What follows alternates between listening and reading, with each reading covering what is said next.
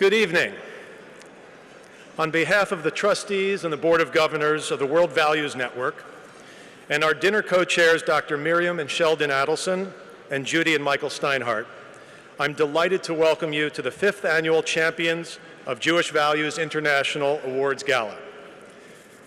Tonight, we will honor some remarkable individuals, Jews and non-Jews alike, whose actions embody the highest ideals of universal Jewish values and whose contributions to society represent the pinnacle of creativity, courage, determination, and decency.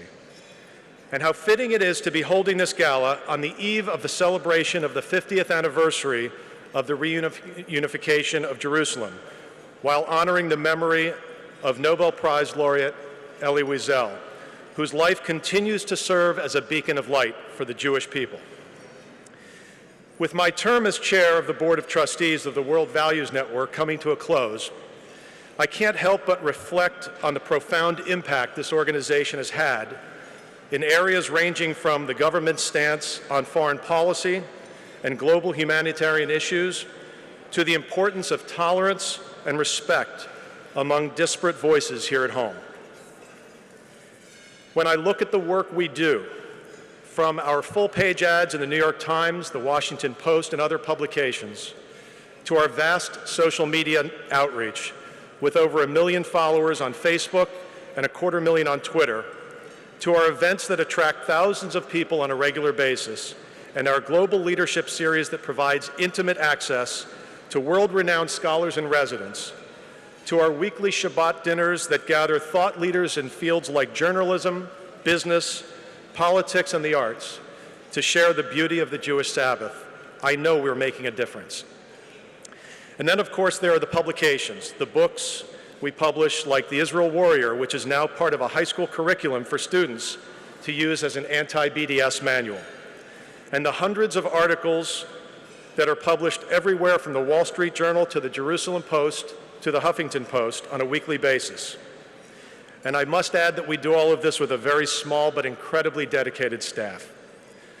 Tonight, we're proud to highlight these undertakings and ask for your continued support, but even more so, to recognize the people whom we admire the most for possessing the courage to take actions that have changed lives, and in some cases, even the course of history. Along with these esteemed honorees, we're fortunate to have with us many dignitaries, elected officials, and special guests, a list too numerous to mention. But speaking of dignitaries, I was informed just before tonight's program that we received a greeting from Ron Dermer, Israel's ambassador to the United States, who would otherwise be here but remained in Israel for the Jerusalem Day celebration. Please join me in watching this short video.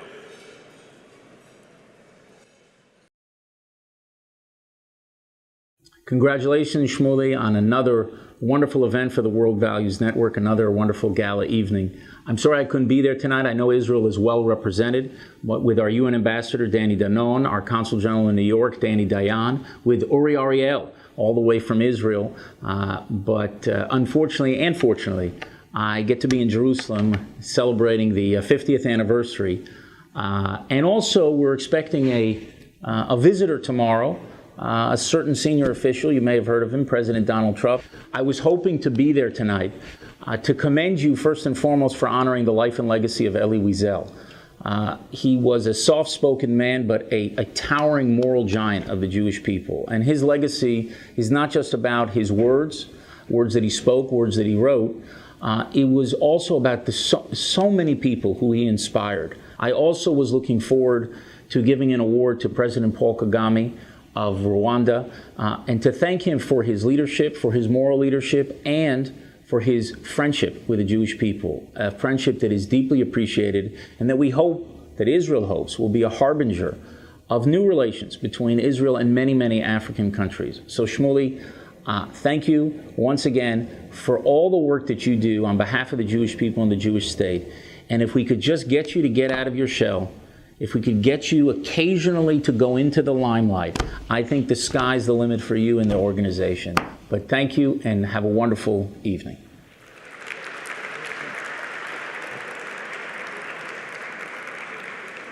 In case you hadn't noticed, Ambassador Dermer is a pretty big fan. On a personal note, it's been my honor to serve as Shmuley's wingman for a long time, perhaps not as long as his incredible and unflappable wife, Debbie, who I might add also bore him 9 beautiful children. But there have been many times when the experience of riding shotgun with Shmuley into the headwinds of controversy approximates what I can only imagine going through childbirth must be like. Yet I wouldn't trade it for anything, because through it all I've learned that every day is filled with infinite possibilities to change the world. With that, I'm delighted to introduce my dear friend and the driving force behind the World Values Network. He's known as America's Rabbi, which is a fitting title considering he's a sought-after national TV and radio commentator on subjects ranging from social issues to geopolitics, a public speaker in global demand, an award-winning syndicated columnist and the author of 30 books, including several international bestsellers.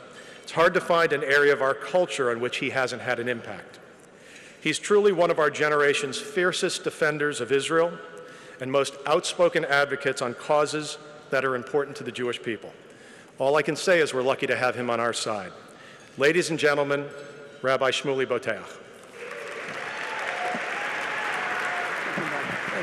Thank you.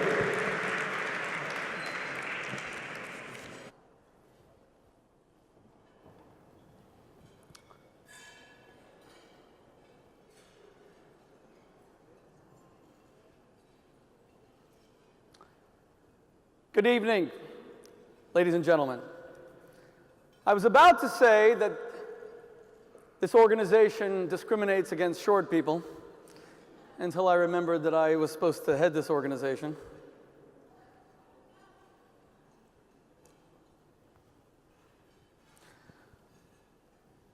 What an incredible evening, and thank you all for joining us.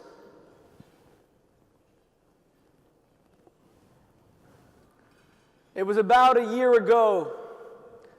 We were in North Carolina, where our son Yosef was checking out the American Hebrew Academy in Greensboro. Okay, we got some people from Greensboro. We didn't even know that there's electricity in Greensboro.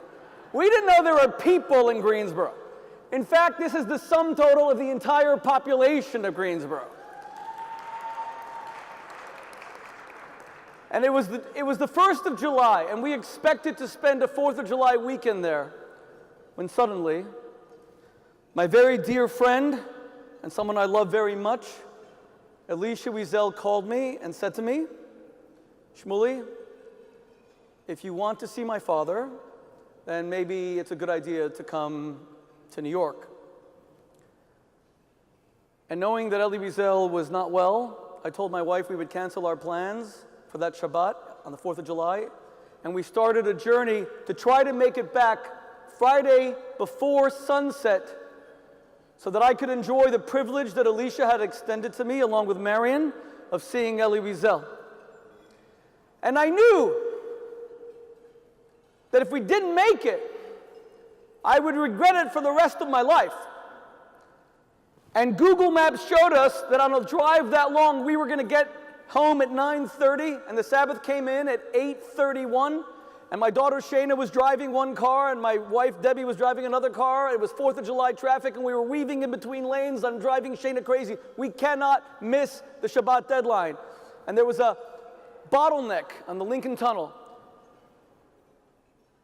And my wife calls at about 7:45 and says, we cannot make it to Manhattan. We're going to have to walk across the tunnel. Let's go to our home in New Jersey. And I said, I'm not going to miss seeing Elie Wiesel if Elisha has granted me that privilege. And I had the children saying psalms in the back of the car. And my friends, at 8 o'clock, suddenly a bottleneck that had been there for about 8 hours straight suddenly disappeared. We made it into New York at 8:28 p.m. And Elisha brought me to his father. And I'll never forget being with the light of the Jewish people. The night before he passed away. Elisha, I see it as a singular honor that you granted to me, for which I'm eternally grateful. I was there with Marion and Ellie, and I said to the great Elie Wiesel how much I loved him and what he meant to the Jewish people and what he meant to 6 million who never had a name because they were turned into piles of dust. And when I came home, I said to my children, it's a sad night. Elie Wiesel is very unwell. And my daughter Sterni began to cry, and she said, Tati, there are no great men alive anymore. And the next day when I went to visit again, and Alicia hugged me and said, Baruch Dayan Emet, blessed be the true judge. When we lost Elie Wiesel, and then when my wife Debbie and I had the honor of sitting with Marion and Alicia that whole Shabbat, and the respect that Alicia showed his father, to wait for 10 hours before making any public announcement. President Obama had already called him the conscience of the world. The conscience of the world. And Alicia showed his father tremendous respect by waiting until the Shabbat went out to make any public statement. I'll never forget that day. I will never forget that day, Marion. The day when a great light of the world went out.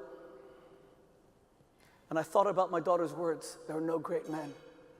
And then I understood it was an excuse. When we say there are no great men, it means that we don't have to do great things because ordinary people only do ordinary things. When we say there are no great men, that means there's no one who has to speak out. For the children who are barrel bombed in Aleppo, when we say there are no great men, it means that we don't have to speak out. For a genocide of the Tutsi in Rwanda, black Africans murdered when nobody cared. When we say there are no great men, it's an excuse that absolves us of the responsibility to intervene and to finally give a damn that people are dying around the world while we drink wine and eat dessert. This organization is imperfect, as am I, but our only premise of why you're here is that we want to give a damn. This Friday, we took out a full-page ad in the Washington Post where we said that the State Department revealed on Tuesday that there's a crematoria in Syria where tens of thousands of bodies have been burned. And did any of us lose our appetite as we convulsed over political upheaval in the United States, as we watched endless cable news? They were burning bodies in Syria, and Elie Wiesel wasn't here to challenge us to do anything about it. And we're afraid of speaking out because we're afraid that people will point a finger at us and say that we're highly imperfect. Who are you to talk about human rights when you are riddled with shortcomings yourself? Michael Steinhardt, one of the great Jews in the world today, who's our host this evening, always talks to me about Jewish values. And Michael, what's the most important of Jewish values that you and I always discuss? My friends, you know what it is? It's struggle. It's imperfect people struggling. The word Israel, he who wrestles, he who struggles, he who seeks to make the world better while not being perfect himself. Righteousness, according to our religion, is not defined as perfection. I have no interest in perfect people. They would bore me because they're so monotonous. I know exactly what they're going to do. Give me the people who struggle to create a better world, riddled with inner demons, riddled with inner perfections. There was Abraham in our religion, and there was Jacob. Abraham is the great knight of faith who discovered God under the sunlit heavens of Mesopotamia. And he is aloof. Avram Ivri is what we call him. Abraham the Hebrew, which means he's detached. Sodom and Gomorrah is evil. He moves away. He doesn't want to be around evil people. He is sowing the kernel of monotheism, and he can't afford to expose it to corruption. Abraham is perfect, and everybody likes Abraham. The Muslims claim Abraham is theirs, and the Christians say they are grafted onto the seed of Abraham, and the Jews say, oh, wait, Abraham's ours. Everyone wants Abraham. You know who nobody wants? Nobody wants Jacob. Israel. Israel. You Jews can have Jacob, because Jacob in the Bible is a little bit tricky. Doesn't he put on this goat hair to fool his own father so that his brother Esau will not get the firstborn blessing? Isn't Jacob the one who tussles with his father-in-law over financial issues? Give us a righteous man like Abraham. So why are we Israelites and not Abrahamites? My friends, because Jacob was the first man who decided he would not let evil, violent people like his brother Esau take over the world, even if he became morally tainted as he battled against them. Jacob was more interested in protecting the innocent than protecting his name.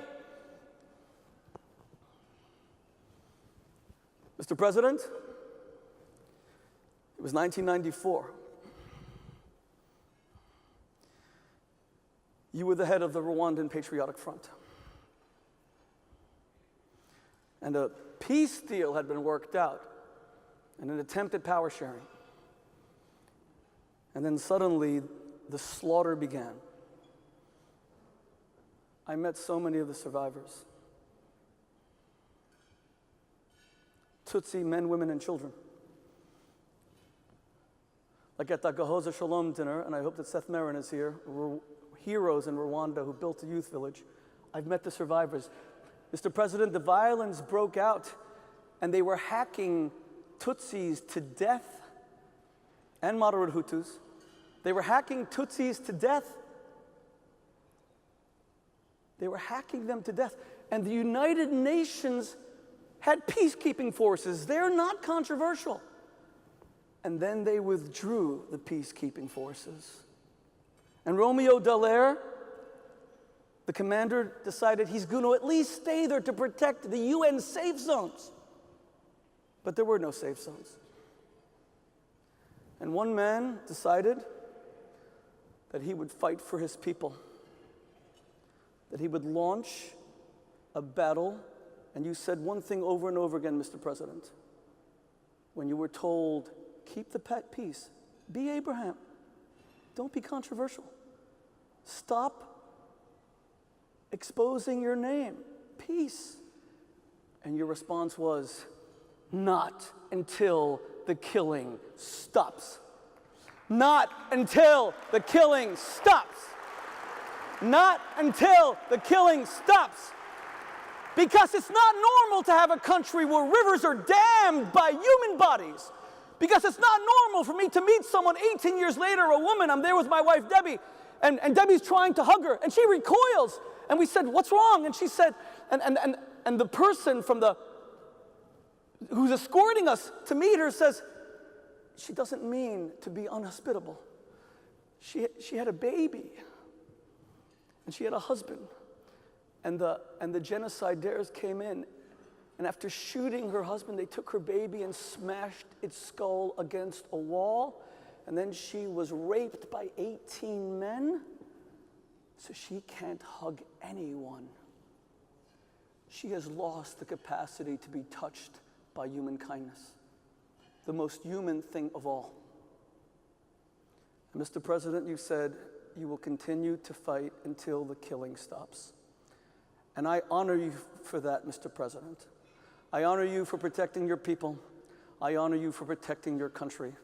I honor you for being the only man alive to have stopped the genocide. God bless you, Mr. President.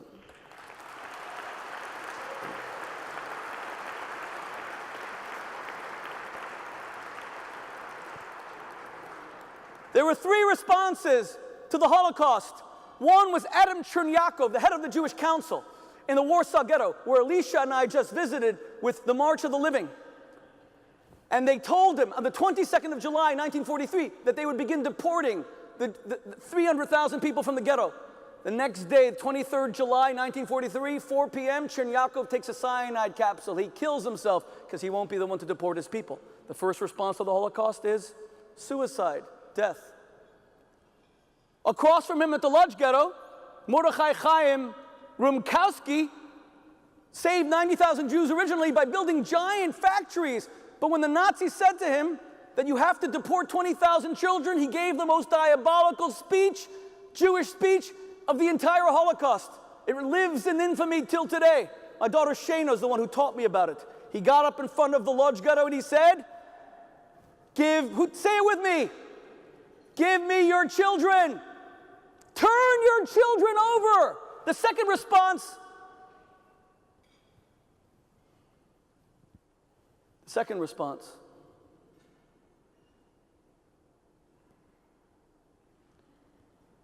was surrender. give me your children. You can have more. And then, my friends, there was one man. And I was with Alicia in Warsaw, and we went to this place, Mila 18, a 23-year-old man. We barely know anything about him. And on the 19th of April, 1943, at the Pesach Seder, he gathered his last 700 fighters in the Warsaw Ghetto, and he said to them, today we choose not between life and death. Today we choose between death and death. All of you before me will certainly die. But you will die with dignity as free men. We will take some of these monsters with us. But the dream of Jews fighting for their lives and for their independence will be a reality. And that guy, Mordechai Anolovitch, was the great founder of Jewish resistance whose memory we celebrate till today. And it is captured in that beautiful blue and white flag in the state of Israel. We are born to wrestle, and we are born to fight. And it's time that we stop being ashamed of the fact that we fight for life. It's time that we stopped apologizing, because the Jews are the ones who at Mount Sinai heard, thou shalt not murder, that every human life is created equally in the image of God, and it therefore has an infinite value. And let me tell you, my friends, when I sat there, and Shavuot is about to come up, my wife and I are going to Israel for the 50th anniversary of Jerusalem Day. Beautiful, golden Jerusalem. And our son Mendy will be getting married in a week, and he just finished his service in the IDF. And we're very proud of him. And we'll celebrate Shavuot in Israel, where we got the 10 Commandments. And across Manhattan, 4 or 5 years ago, I'm debating the most famous atheist in the world, the late Christopher Hitchens, whom I miss, who was a special man and who I miss. And he said to me, the 10 Commandments that you get on this festival, you needed to hear from God not to murder, not to steal, not to commit adultery? Are you Jews so simplistic that you didn't know this on your own? And I said to him, Christopher, what's special about Mount Sinai and the 10 Commandments is not what God said, but the fact that God said it. God said, thou shalt not murder. No matter how angry you are, no matter how aggrieved you are, God said, do not murder. When my Palestinian brothers and sisters and every Arab life, especially in Syria, is in the image of God, and we must protect it. But what they say is Israeli checkpoints really upset us, and therefore we blow up buses. I'm sorry. No matter how aggrieved you feel, thou shalt not murder. And we Jews must remember that, and every nation must remember that the infinite value of every human life. My friends, let us celebrate the 50th anniversary of Jerusalem. Let us celebrate that there is one city on earth that dare never be divided, because it represents that eternal, unified, unconditional morality where God's home lived, where it dwelled. That there is things in life that cannot be disputed, that cannot be debated, and morality is the beginning of it. That we are enjoined, never stand idly by the blood of your neighbor.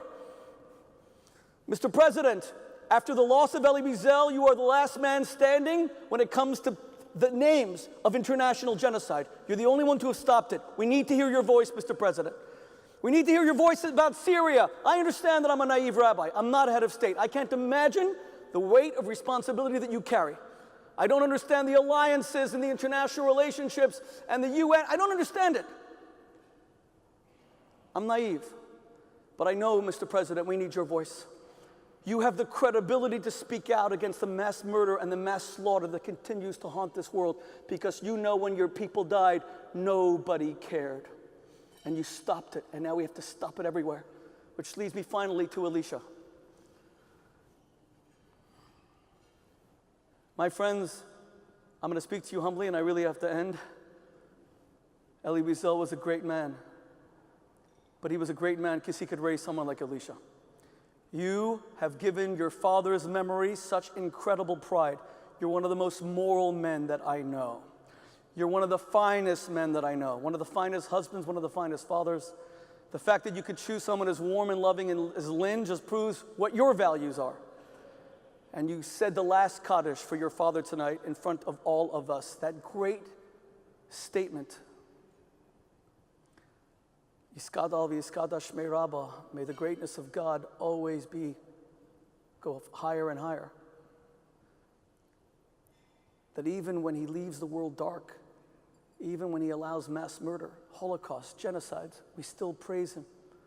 Even when he doesn't deserve it, we still praise him. Even when he seemingly doesn't deserve it, because we still believe. Even God's not going to stop us from believing. Elisha, we have to hear your voice. I heard your voice at Auschwitz 2 weeks ago. We have to hear your voice.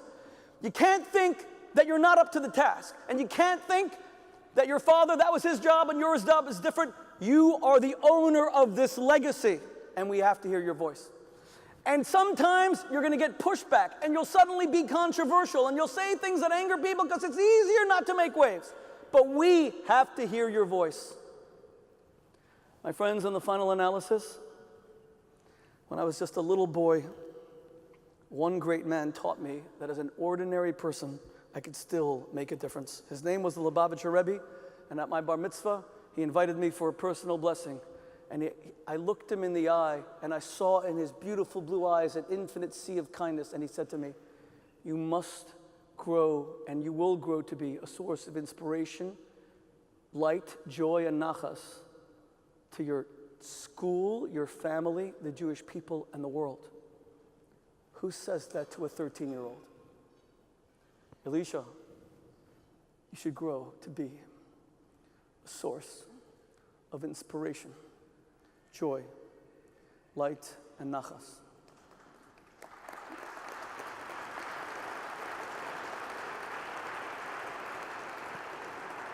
To your mother Marian, to your father's memory, to the Jewish people and the world. For the past few years, Mike Fromm has been the chairman of the Board of Trustees for the World Values Network. He has shown leadership, he has shown integrity, he has shown righteousness. He has given me so much personal guidance and inspiration in matters both personal and professional. Anyone who has benefited from the outstanding work of the World Values Network over the past few years has indirectly and directly benefited from Mike's guidance and illumination. He has been there for me and our other employees at every step along the way.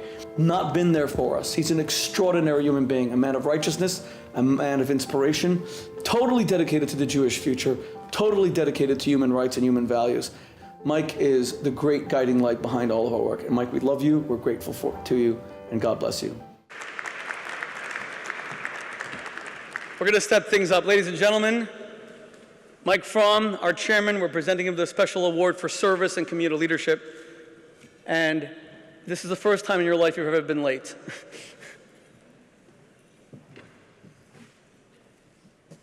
Thank you, Mike. Thank you for everything you've done for our organization. We love you, and everything that I said, I mean. And any mistakes that have happened in the organization, whether the past few years or tonight, are your fault. My fault. Okay, God bless. Can we take a picture? You know photographers?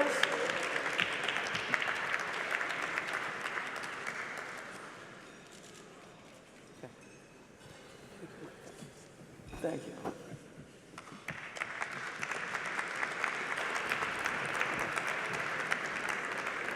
Ladies and gentlemen, we are honored to have tonight the man considered by many to be the most influential executive in all of American television. He was once my boss when I was a host at TLC, hosting Shalom in the Home. He is the president and CEO of Discovery Communications. So all the Discovery documentaries, the amazing shows on TLC, Animal Planet, Eurosport, God Almighty, the Oprah Winfrey Network, and he was instrumental with Oprah in taking Elie Wiesel to going with Oprah to Auschwitz, if you remember that incredible documentary. Ladies and gentlemen, the president and the CEO of Discovery Communications, Mr. David Zaslav. Thank you, David. Thank you. Thank you, Rabbi. I leaned over to Marian and I said, he's an extraordinarily powerful speaker. I think those words really resonated with me. And I'll talk to you about a little bit about when I was growing up and some of those same sentiments. But first, I have to say it's an honor to be here to honor Elie Wiesel, someone who later in my life I had the great gift of getting to know, getting to learn from, and it's rare in someone's life that they get to meet and spend time with someone who they most admire. It's also an honor to be here and be sitting with Marion, who my wife Pam and I have come to love, Ellie's collaborator, his editor, and his lifetime love, Marion.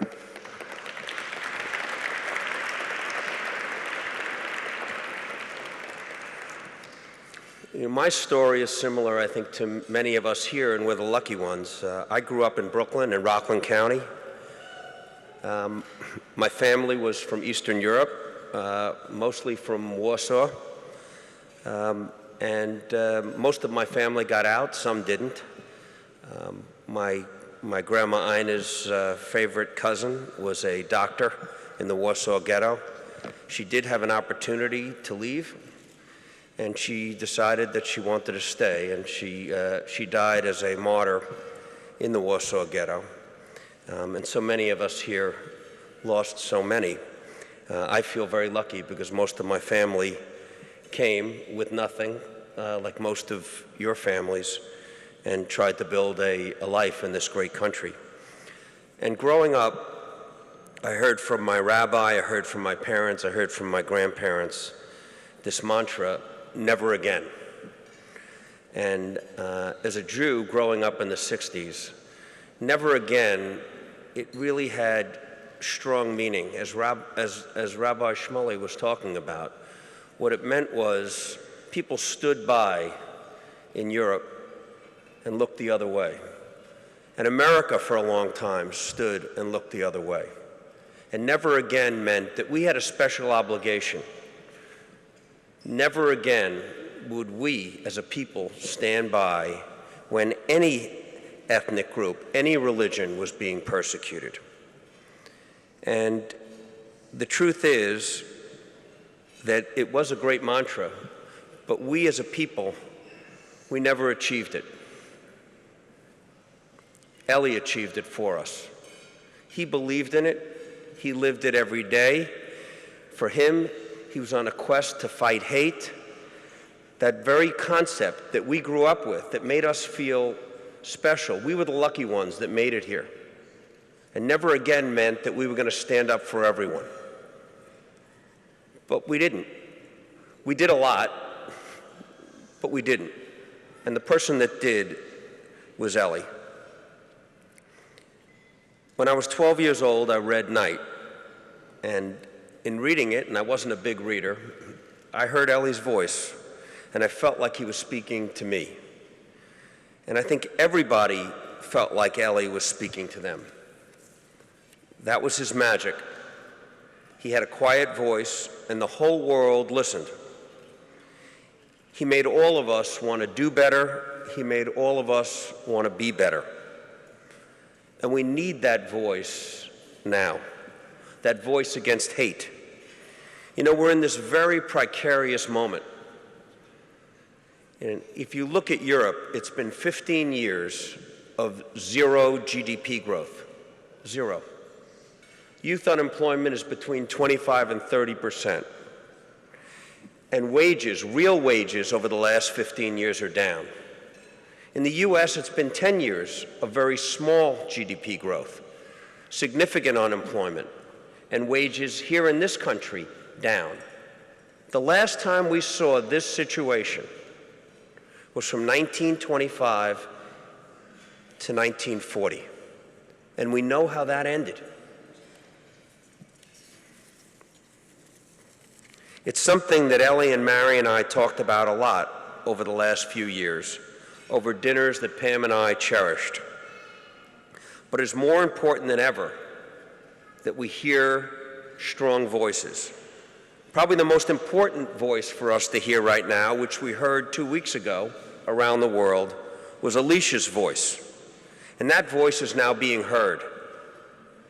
It's a voice of leadership that we all have to get behind. All of our voices need to be heard. Never again. Never again for any ethnic or religious group. And never again has that sentiment and all of our energy been needed more. 6 years ago, almost to the day, Oprah Winfrey, who I had the great pleasure of being a partner with and working with on a regular basis. She's a wonderful person. Her show was ending after 25 years. She did over 10,000 shows. And we took a walk after her last show, and I asked her a question. Of all of the shows that you did, all of the interviews, the world leaders, the influential people, the celebrities, which meant the most? And she hesitated for one moment, and she looked at me, and she said, Elie Wiesel and our interview at Auschwitz. Elie Wiesel and our interview at Auschwitz. And she said to me, Elie is a man who lived through hell without ever hating. Elie is a man who was exposed to the most depraved aspects of human nature, but still manages to find love, to believe in God, and to experience joy. The person that I looked up to, the spirit that I looked up to for never again, the person that really lived it, that lived what I heard from my grandparents, from my rabbi, from my parents, was Elie Wiesel. And that is who we all need to get behind, that spirit and that ideal. So I'm thrilled to be here tonight. I was very honored to just be present with Alicia for that special moment. And I thank you, Rabbi, for inviting me. Thank you, Marion. And we have a little tape that just gives you, we all know Elie. We can't really capture him in a tape, but this is a little something about a great man that we all love. Thank you so much.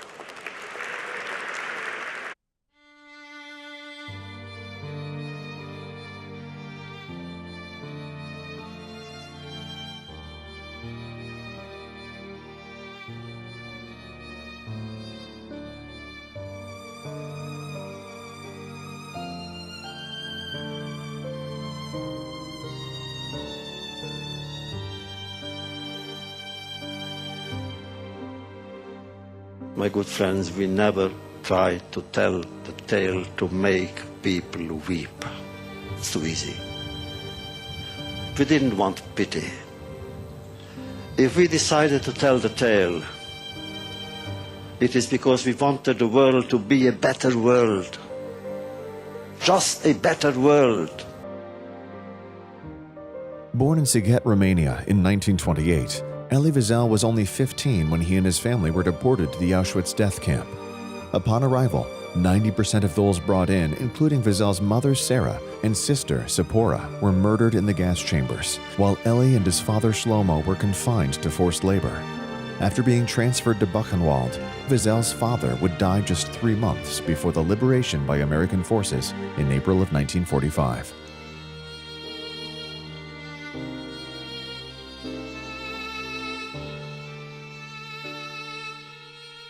After the war, Elie Wiesel moved to France. There he pursued a career in writing. Unlike many survivors who could not bear to face the horrors of their pasts, Elie Wiesel decided to relive every horrid moment of his years in Auschwitz so that the world might know what befell the Jews of Europe, captured as it was from his own perspective. Oprah, it can may sound mad to try to save humanity here at this place. And I choose this madness. In 1960, Wiesel would publish Night, a groundbreaking work that would become not only an international bestseller, but would come to represent the experiences of the millions murdered before they even had a chance to tell their own stories. Publishing over 40 books in his lifetime, Wiesel's works and ideas would launch him to the global fore. Winning the Nobel Peace Prize in 1986, Elie Wiesel would use his renown and influence to enshrine the memory of those for whom help never came, and protect those for whom it still could. And each time I ask myself, why we why, in what way will this day be different from all others? Which means I must do something special, something uniquely special, so that this day will be remembered, at least by me, as a unique episode. Elie Wiesel gave a voice to the silenced, a face to the nameless, and a story to each and every one of the martyred 6 million. He became the living representative of those lost, dedicating his life toward ensuring that the world never forgot the suffering that befell them, so that others never share their fate. As a teacher, I always believe in questions. The question is, will the world ever learn?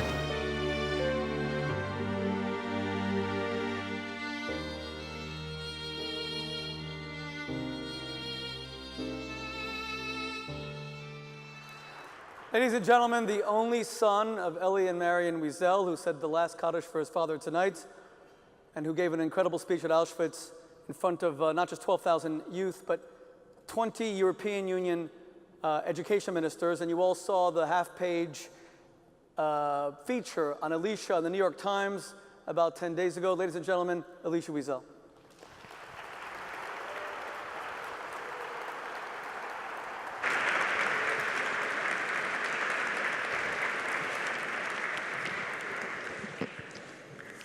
I want to start by acknowledging and thanking Shmuley and Debbie for their friendship. I want to let you know that in the Boteach household, one can always find an understanding ear, and one can find children and grandchildren being raised as mensches. The Boteach children show their values by serving in the IDF, by joyfully honoring their parents, by teaching shiurim, lessons on Jewish learning, and by racing around on Manhattan streets to find the missing members of the minyan so that a family friend can say Kaddish. Shmuley provokes, Shmuley agitates. He is always forcing me to think about what's on his mind. And he gets things done. This week, I'm proud to announce that we will be finalizing the transfer of my parents' Beit Zipporah centers from the Elie Wiesel Foundation to WITZO, the Women's International Zionist Organization. These centers, which were named after my Aunt Zipporah, who perished in the Shoah, help the Ethiopian community in Israel, through education, advocacy, and love, to become the full members of Israeli society they have every right to be. This strategic alliance will allow my mother's important and impactful pioneering efforts to join a powerful network on the ground in Israel and to remain strong for many decades to come. This partnership is the product of many terrific and good-hearted people, especially Chana and Simon Falek, but it is Shmuley who had the vision for this partnership and drove the execution, and my mother and I are deeply grateful for that, and more broadly, to have him in our lives. Thank you, Shmuley.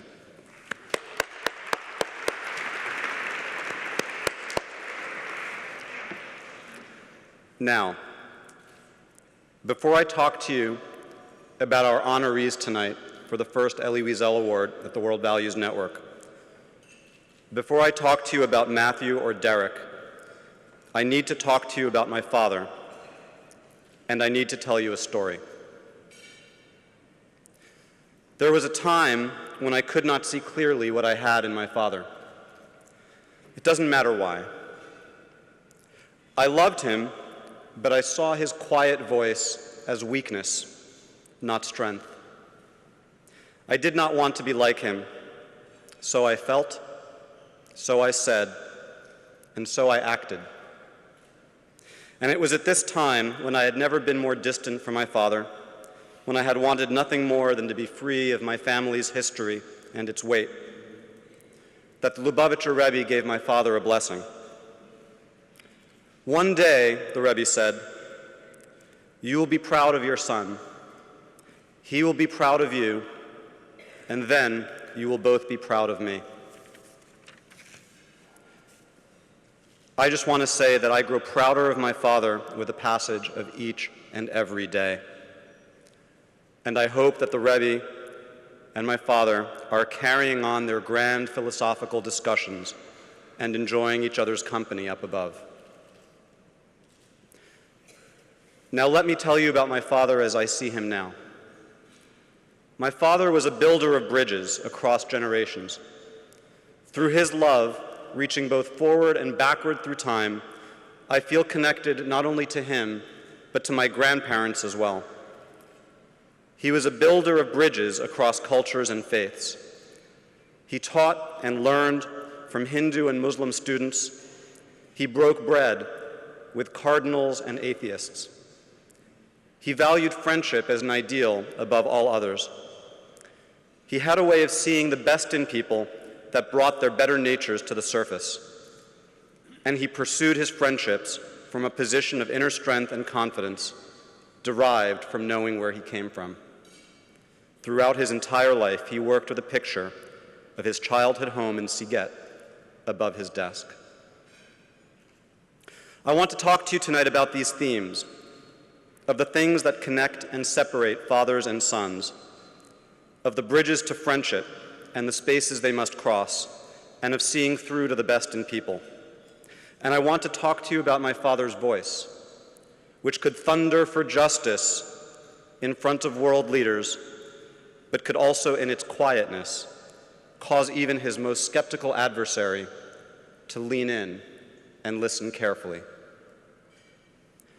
Tonight is about that quiet aspect of my father's voice, about the wonderful and warm person he was, not when he was on the world stage, but when he was engaged in everyday interactions with people, his students, his friends, the taxi driver, an attending physician, the person he just met next to him on the plane. Whether you came up to tell him that you admired him or disagreed with him, he always asked for your name, and he would always take the time to hear your story. We are indebted tonight to the Washington Post, Eli Saslow, for his strong and authentic journalism in sharing a story, in sharing the story of Matthew Stevenson and Derek Black. There is so much my father would have responded to in this story had he lived to hear it. It is the story of an unlikely friendship, of two young men who took a risk in getting to know a stranger across an unfathomable gulf. It is the story of how the unexpected can happen when you engage with people rather than shutting them off. And has it ever been easier than in 2017 to surround ourselves with people who only think what we already think, when you can unfriend someone so easily on Facebook for saying something that offends you? When they first encountered each other, Matthew was a Jewish student on campus who had the bravery to host Shabbat dinners in a place where there were none. Matthew is very much the product of his parents. His father believes in and taught Jewish teachings of self-transformation at the Kabbalah Center. He will undergo heart surgery this week. We wish him a refuah shlema, a complete and speedy recovery. Matthew's mother, who sadly passed away last year, believed fervently in service to others. And so Matthew came to college with a strong base of confidence and values. He reached out to other groups and faiths, and those without either, and made his table a focal point for fellowship and dialogue. And then a chance encounter involving country music. Yes, I finally have a reason to be grateful for country music. Brought him and Derek together. And he saw in Derek a soul who seemed isolated, who had grown up through no fault of his own in an environment where hatred was woven into the fabric of daily life. Derek had been groomed to inherit a legacy, and he was already attracting a following due to his strong, innate qualities as a leader. But Derek sought a lower profile on campus. Away from home for the first time, he was determined to pursue rational thought wherever it led him. And after meeting Matthew and his friends and becoming close to people he had been taught to hate, he wrestled with what he thought and felt and furiously considered what it would mean to break with his past. Words, my father wrote, can sometimes, in rare moments, attain the quality of deeds. As Matthew, Derek, and friends exchanged words and ideas with each other, could there have been a more important conversation going on in the world at that moment? Think of all the barriers that prevent us from opening ourselves up to someone else's ideas, the preconceived notions we can have about each other. I know I have mine. What are yours? Try this one on for size. All Trump voters supported the alt-right, so I can't talk to them. Orthodox Jews are taught what to think. How could they possibly understand me? This one you'll recognize. Zionists can't be feminists. They don't belong in this movement. Matthew and Derek broke through those walls to find out what was on the other side. They broke through the labels and preconceptions and found nothing more and nothing less than each other, fellow human beings. I find what happened next and what happened after that to be just as profound. Derek took the unbelievably brave step of recognizing his friendship with Matthew and recognizing that hatred no longer had a place in his heart, and posting a powerful letter to a liberal online publication, he publicly distanced himself from the views he had been taught since birth. He distanced himself from Stormfront. He distanced himself from white supremacy. He distanced himself from hatred. The reckoning was immediate. Derek wrote me in an exchange last week that his father experienced his only son's break from the white supremacist movement like a death. When he reached out to his family after the article, he was no longer welcome, except his father still wanted to see him. His father ignored the objections of the rest of his family to be with his son. Derek wrote, "It was uncomfortable at times, but we had spent years talking about politics, science, the news, philosophy, and we could still do that. I was now on the other side, but I was still the same person." Does Derek's father know what he has in his son? Derek's father should be so deeply proud of him for his courage, for his humility, for his love. I am deeply moved that they still talk, that Derek's father loves his son more than he loves his ideology. And although I could not disagree more with the hateful views Don Black has promoted, I am inspired by the son who is a credit to his father's name. And now, many years later, for me, having benefited from the Lubavitcher Rebbe's blessing, I want to gently hand that blessing over to the Black family in the hopes that it will find a home there. I pray tonight that Derek's father will see the true value of his son more quickly than the decades it took me to see the value in my father. I pray he will join his son in renouncing hatred. I pray that when that moment happens, Derek will be proud of his father will be proud of him, and they will both be proud of Elie Wiesel, Zichrono Livracha, a man who deeply believed in peace, in dialogue, and in the love between fathers and sons, the man in whose name we give this award tonight. Please join me in raising a glass to our honorees of the World Values Network First Elie Wiesel Award. This world needs more of their leadership. May they inspire us and others for many years to come. To Matthew, to Derek, and most importantly, to their friendship, L'chaim. And let's roll video. The son of prominent white nationalists, Derek Black began creating and running children's white nationalist sites from an early age, eventually becoming a regular speaker on white nationalist radio talk shows. When he went to college, he kept a low profile, but students found out about his identity nonetheless. One student, Matthew Stevenson, decided that rather than ostracize Derek or protest his presence in the way that might be expected on a college campus, he would invite Derek to his Shabbat dinners to share his culture and hospitality amongst a group of diverse students. Over time, after many months of this peaceful inclusion and conversations with Matthew and other new friends, Derek began to avoid radio talk show appearances and blog postings. Finally, Derek confronted his past and publicly denounced hatred against other races and faiths. Though he's lost the respect of white nationalists, he has gained respect for others. And so we honor both Derek and Matthew with the Elie Wiesel Award for their incredible fight to combat prejudice through the power of dialogue and friendship.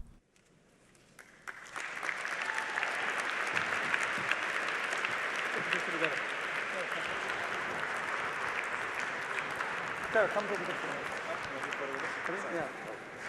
And Derek? And Derek, wait. Yeah.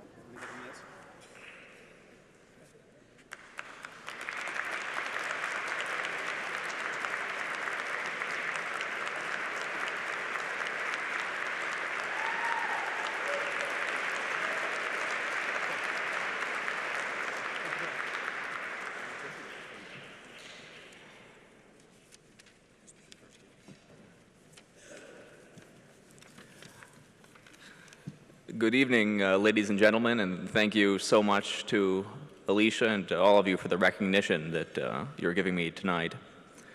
When I first met Derek, no one at the school, no one at our university knew about his background. But when they found out, the campus was in an uproar, and it got quite ugly. Some people did hateful things and actively tried to get him expelled.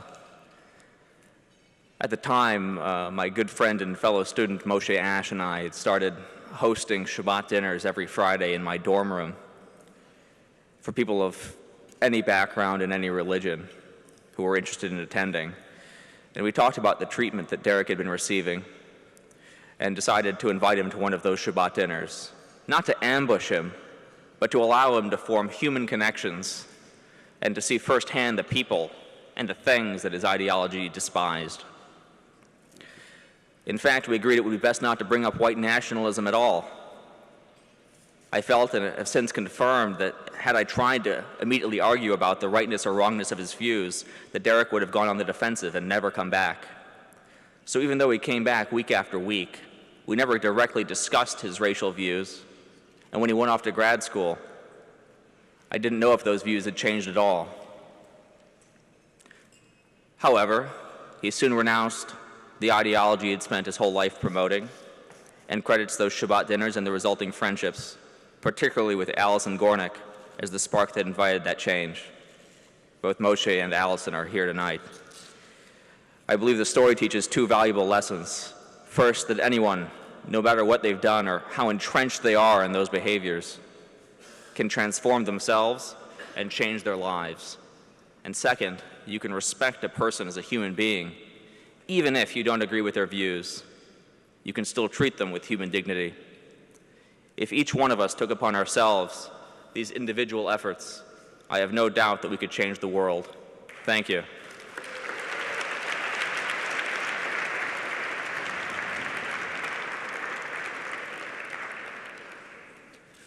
Like Matthew, I'm greatly honored to receive this and to be here tonight. Speaking with Alicia over the last several weeks, I've realized what a genuine, caring, good man he is and the burden that he bears from his family lineage. And everyone here should know what an honor it is to receive something in his father's name from his hand. And with that said, it also feels quite strange to stand here. At one point during the preparation, I was told that it was typical to reach out to your networks in order to try to secure journal ads.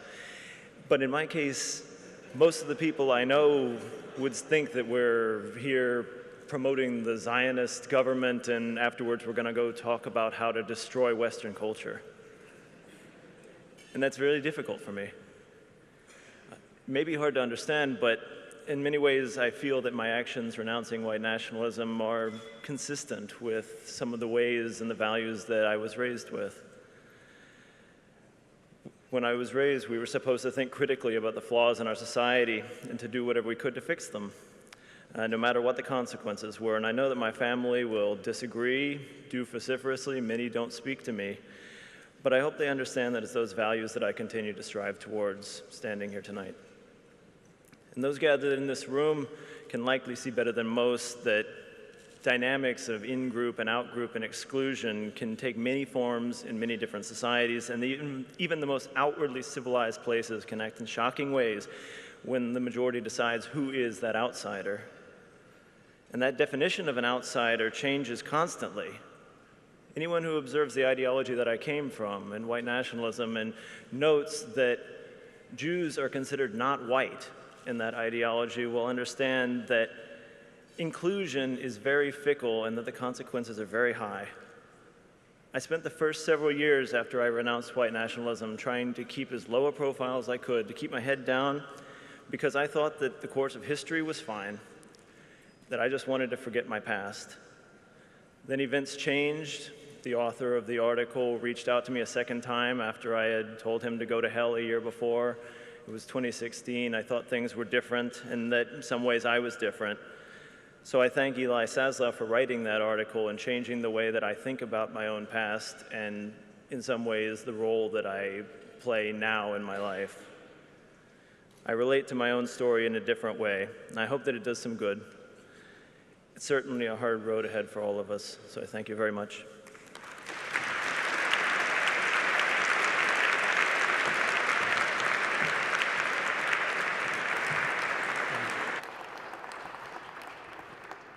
Ladies and gentlemen, it is not every day that a dinner enjoys the presence of a head of state.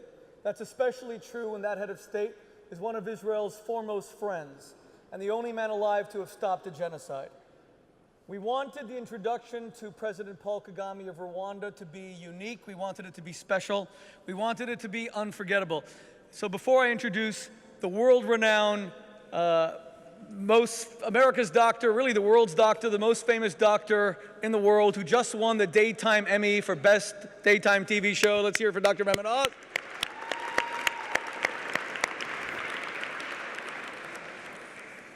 I wanted to personally thank President Kagame, who has to run a country, who has to protect his people, who has lent dignity to the people of Rwanda, and who has established such close ties with the Jewish people in Israel, for your love of the Jewish people, your closeness to the Jewish state, and for the value you've given your people through what you've done for them. We're extremely grateful that you're here, Mr. President, and it's our honor to have Dr. Mehmet Oz to do the introduction.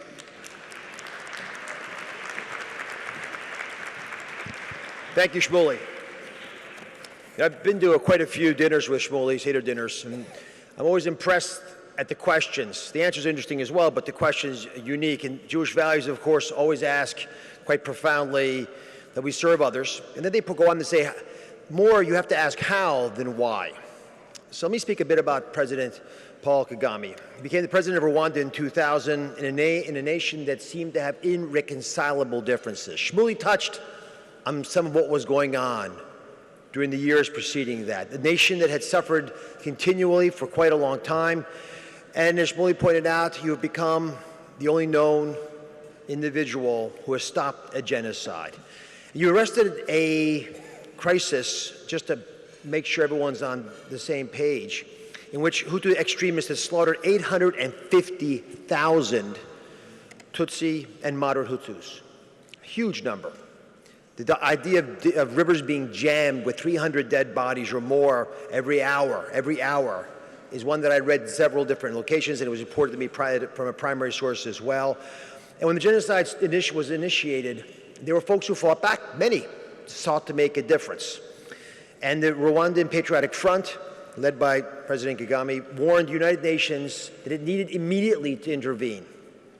Paradoxically, the opposite happened. The United Nations withdrew their troops and the civil war continued. If I can quote Thomas Hobbes, hell is truth seen too late. Truth seen too late, that is hell.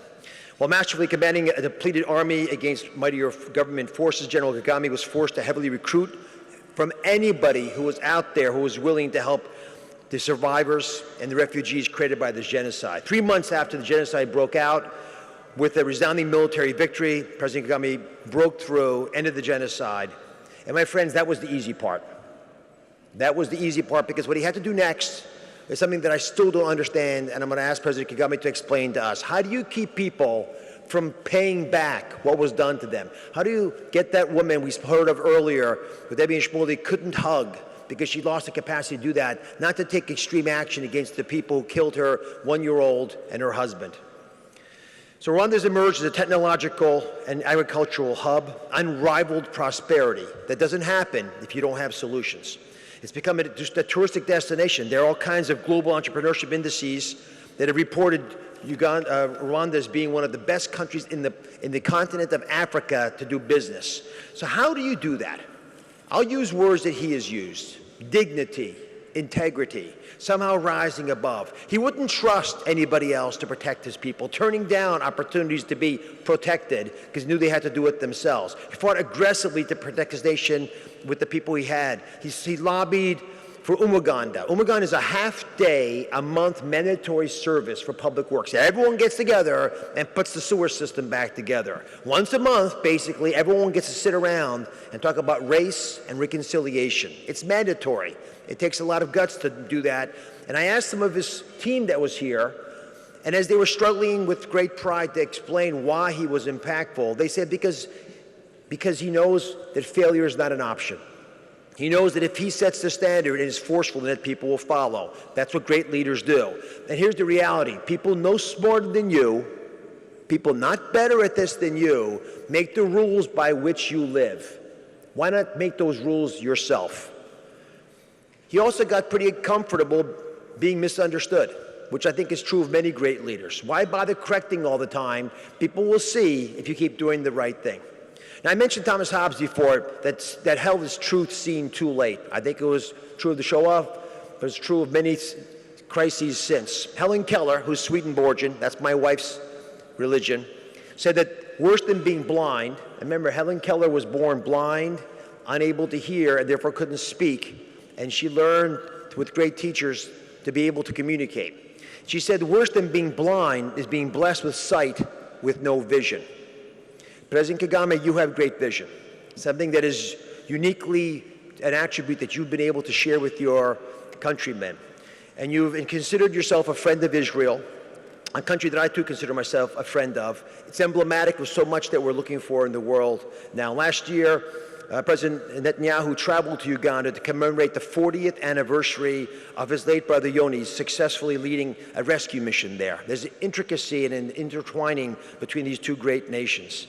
Later, he traveled to Rwanda, boosting ties and supporting the needs of Rwanda and Israel to commonly mark this genocide.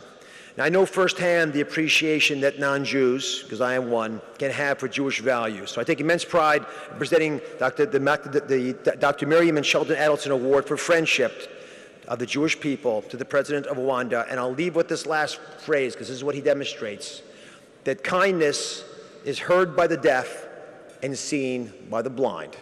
That's the fitting opposite of being too late and seeing it. So, President Kagame, please join us. Congratulations. Oh, I have a 1-minute video,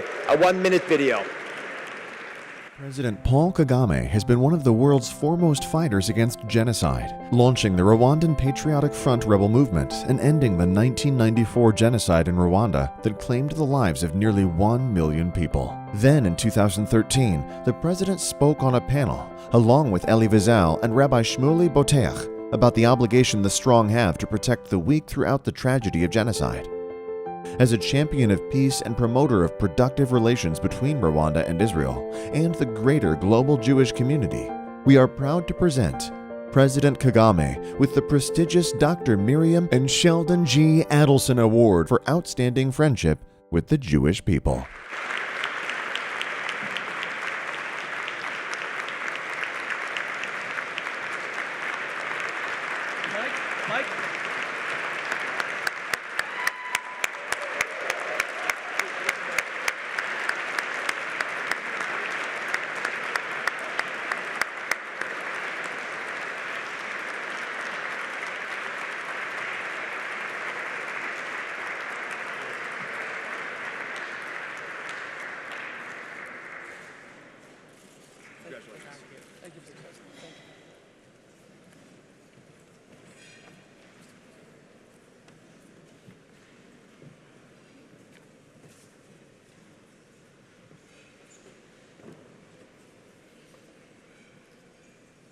Rabbi Shumley, Boyatek, President of the World Values Network, Michael Fromer, Chairman of the World Values Network, Mrs. Marion Wiesel and Alicia Wiesel, distinguished ladies and gentlemen, thank you very much, Dr. Ozzie, and good evening to all of you. It is an honor to be with you tonight for this very special event. For a Rwandan, friendship with the Jewish people is entirely natural. We share experiences which empower us to understand what justice, fairness mean. This award, therefore, deeply meaningful to us. It is greatly appreciated. To Miriam and Sheldon Adelson, I wanted to say thank you. The moral conscience of Elie Wiesel transcended his own experiences, and it was a privilege to have known him. His message was universal and timeless, and it is the reason we are here tonight. 2 points in particular stand out. First, he placed human dignity at the absolute center of everything else. We are called upon to have solidarity with those who stand up and fight back against those who would deprive others of this dignity. Second, hate can never be justified, irrespective of whatever grievance one may hold. It may not be easy, but it is our responsibility to keep this corrosive emotion in check and out of public affairs. More generally, we must always endeavor to act differently from those who adhere to ideologies of hatred. The price of redemption is repentance, and it is sealed by forgiveness. Peace is built on mutual respect and sustained by compassion. As we know, acts of repentance and forgiveness, among others, and among brothers and sisters, are what allowed us and allowed the divided family of Jacob to reconcile and ultimately became the nation of Israel, which endures today. In Rwanda, we see similarities with this lesson. Every day, Rwandans are devoting themselves to be to the urgent task of deepening our national unity. Doing so must remain a priority for every future generation. Efforts to deny and trivialize genocide are on the rise around the world. Yet, the fact of genocide cannot be avoided.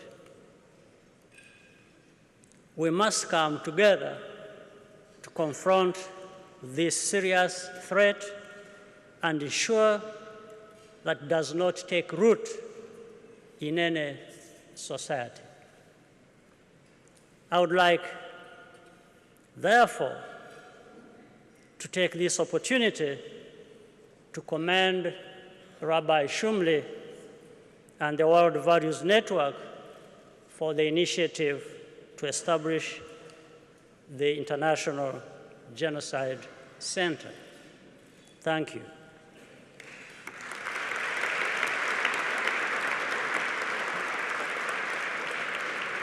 We look forward to collaborating with it actively in Kigali. In the face of such persistent dangers, we cannot rely on empty words and promises for our security and well-being. We will always protect ourselves. Wherever we can, we will also contribute to protecting others who are at risk. To echo the famous words of Rabbi Nachman of Breslov, in quotes, the main thing is to have no fear, in quotes. When you are doing the right thing, fear gives way to courage and determination. I thank you once again for this recognition of our friendship. I'm very happy and honored to share this evening in celebration of Elie Wiesel's legacy, and I wish you all an enjoyable evening. Thank you.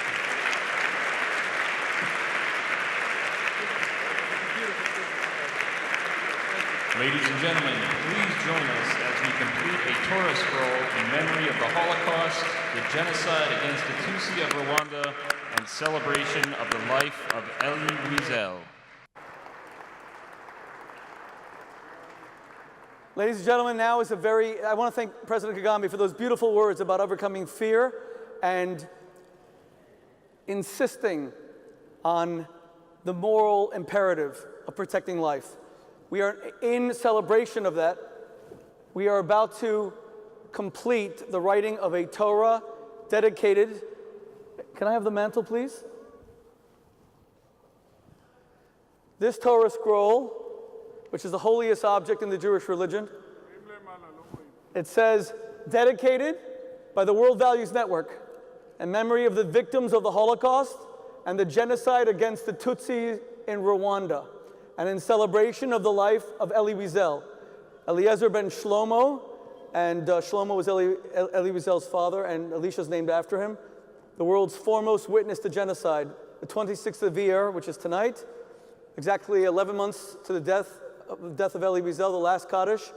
And then it says, like the burning bush which was not consumed, those aflame with the love of God and humanity will endure forever.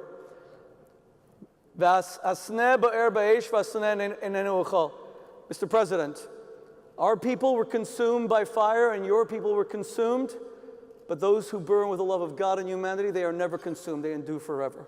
So we are going to finish the last letters in your presence, Mr. President, and the presence of Elie Wiesel. Do we have the sofa on the table? Okay. You should take the Torah from President Kagame.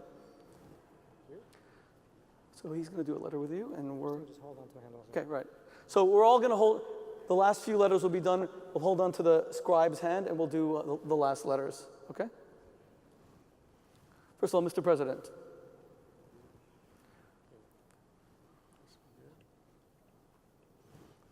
Come around. We made this Torah very small so it could be portable. We'd like to take it to Rwanda, God willing. We'd like to take it to Jerusalem. We want to make sure that it's in all the places where people have suffered and we have to affirm life. So, Mr. President, if you can come, is it on this side the best? Mr. President, let's all come over here. Everyone please rise. This is a very special, this is the first Torah to be named after Elie Wiesel since his passing. Where's my daughter Shayna? Shayna arranged this entire Torah. Come here, please. You want to do it with it?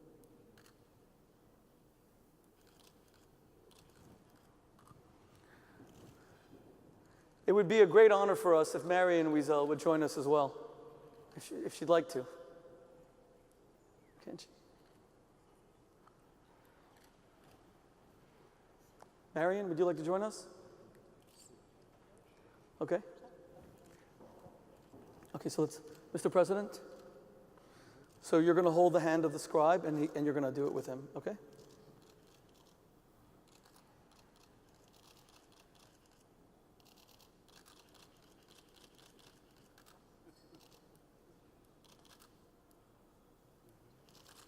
Thank you, Mr. President. Thank you. Can we do...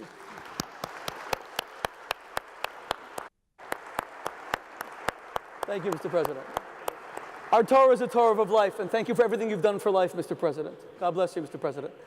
Can we have Elie Wiesel's only grandson, beautiful Elijah, with the most beautiful locks on earth? Will you do a letter for us?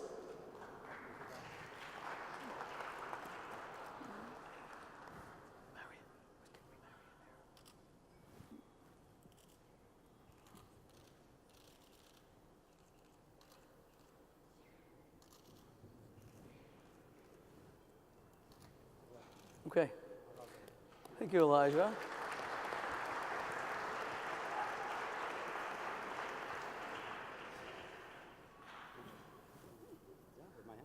Yes, with your hand. Good idea. And she would hold on to your hand. And you hold on to the sofa's hand, okay?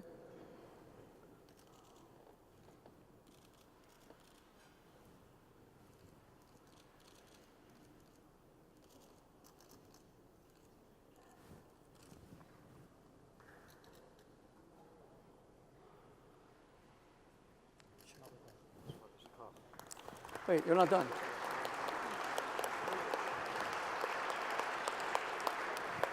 Alicia, let's do the same thing. Your mother could hold your hand and you hold the sofa. Is that okay?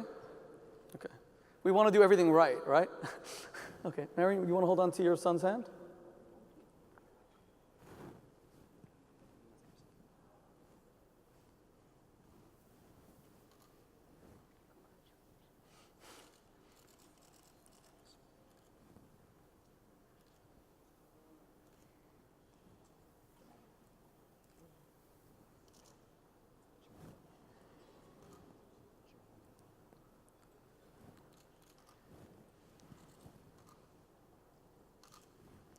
Uri Ariel.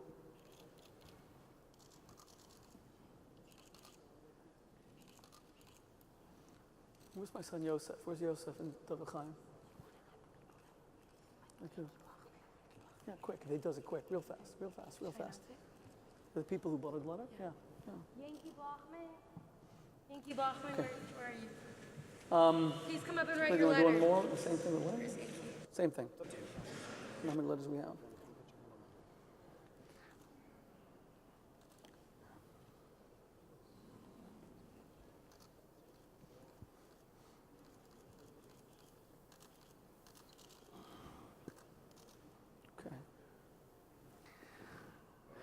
Okay. And the Israeli Minister of Agriculture, Uri Ariel. Uri, we're trying to move things along, but this is a very precious moment.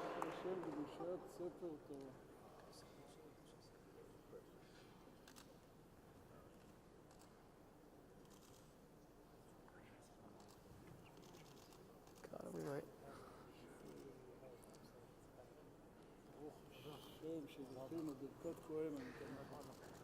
And ladies and gentlemen, truly one of the great Jews alive today, the creator of Birthright Israel, one of the 2 or 3 most famous Jewish philanthropists on planet Earth, Michael Steinhardt, a hero to us all.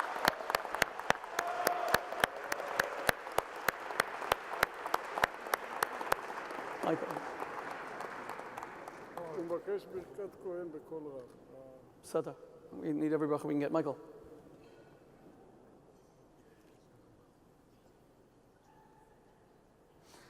Michael engineered a program, as you all know, that's taken 600,000 young Jews to Israel for free and was chosen by the state of Israel to light the flame on Yom HaAtzmaut.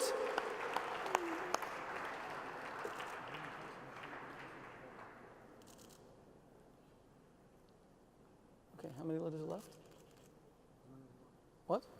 As many as we need. Okay. Michael. David? Thank you, Michael. We're almost done. We're trying to, okay.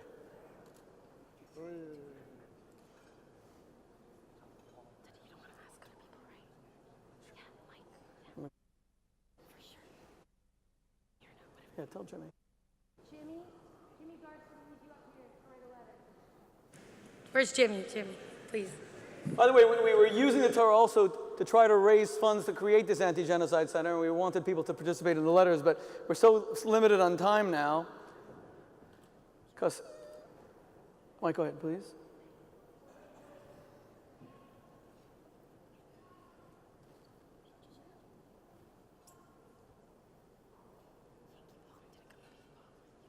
Tell him. Where's Yankee? If he got it, tell him to come. Well, very quickly, my son-in-law Arik and my 2 sons. Where's Arik? Arik, fast. Yankee No time. Where's Arik? Okay. Yankee, we're calling you. Okay. Come on, Yankee. Okay, we're gonna. Come on. It's your letter. Okay, and I'm gonna do one, and then Alicia's gonna do the last letter. Hareini Kaisev L'Shem Kedusha Sefer Torah. I have to still finish up a bunch of them afterwards. Okay.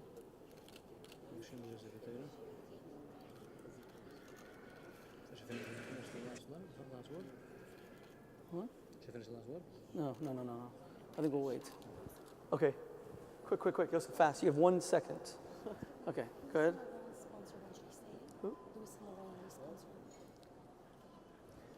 Jimmy? Okay, Joseph. Where's Arik? Okay.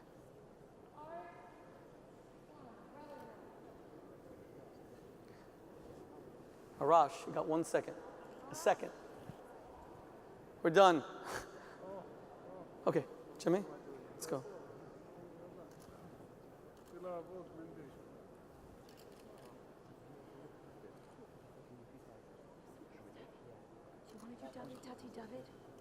Okay. Arik, fast. Let's go. Yes, David, and then Alicia's going to be doing the last letter. Just come here to touch us with him.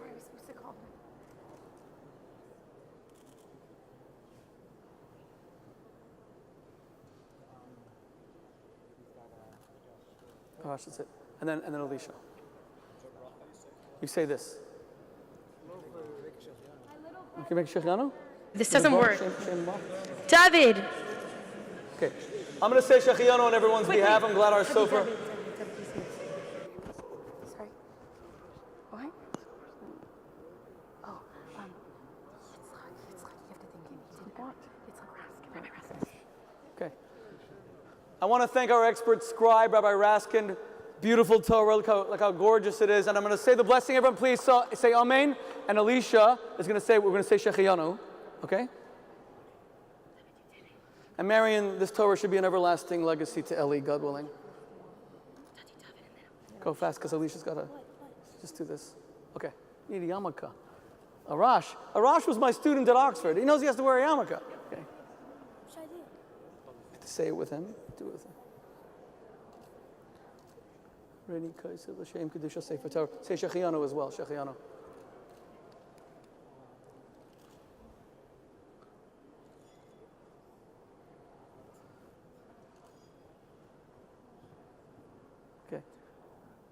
Okay. Yeah. We're gonna. No, Alicia. Okay. This is it. We're going to complete it now. The Torah will be kosher after this. Let's say the Shechianu together. Everyone say it together. whoever signed. Baruch Atah Adonai Eloheinu Melech HaOlam Shehecheyanu V'Kiyimanu V'Giyanu Lizman Azeh.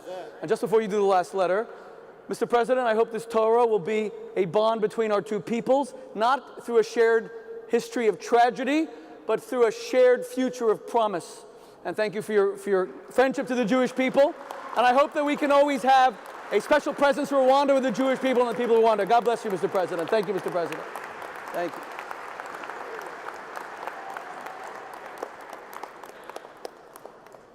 David, want to do a talk? What? David and David. Okay. Is that Shechianu?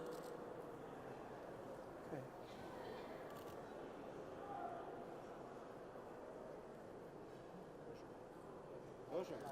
Mazel tov, mazel tov, mazel tov, mazel tov, mazel tov. 3 minutes and we do Hagla? Yeah. 3 minutes of Hagla, and then you could dance with Okay. Our program is now. Can someone help me here? Where's our? Okay. That's good. Yes. Okay. Thank you, Marion. Thank you. That's a very big. Mr. President, can we take a picture with Mrs. Weezer? Michael, turn around. One picture. Mr. President, come. Do we have a photographer here? Ready? Here.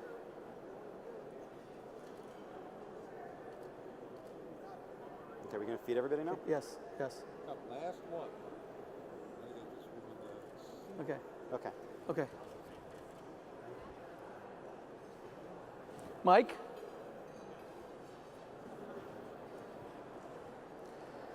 Ladies and gentlemen, please sit down and enjoy your dinner, and the program will resume. Thank you so much for your patience. This beautiful Torah.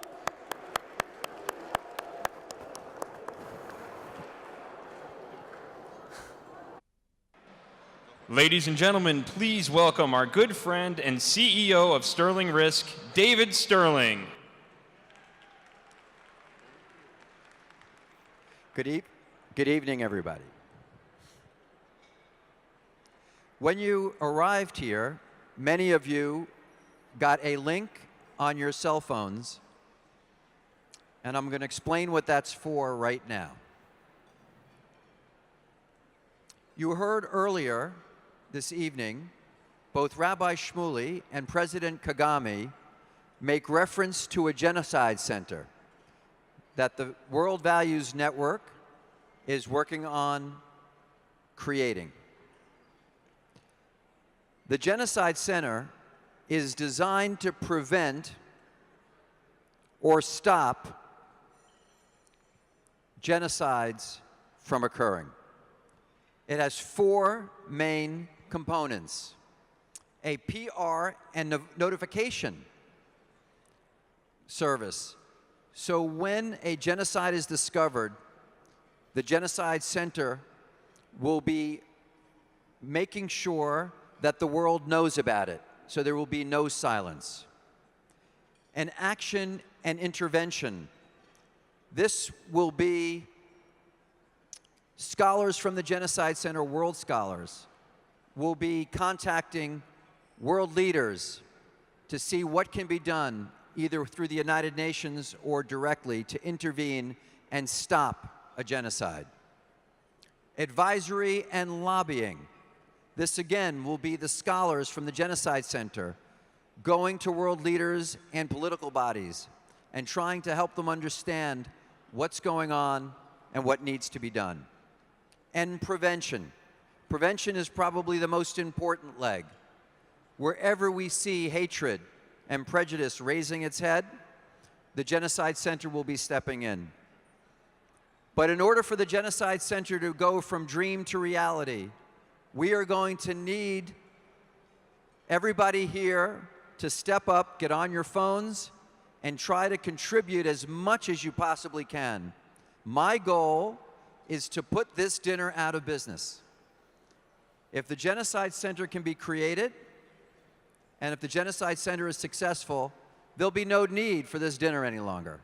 So please, if you value not coming to this dinner any longer, please give generously to the link on your phone.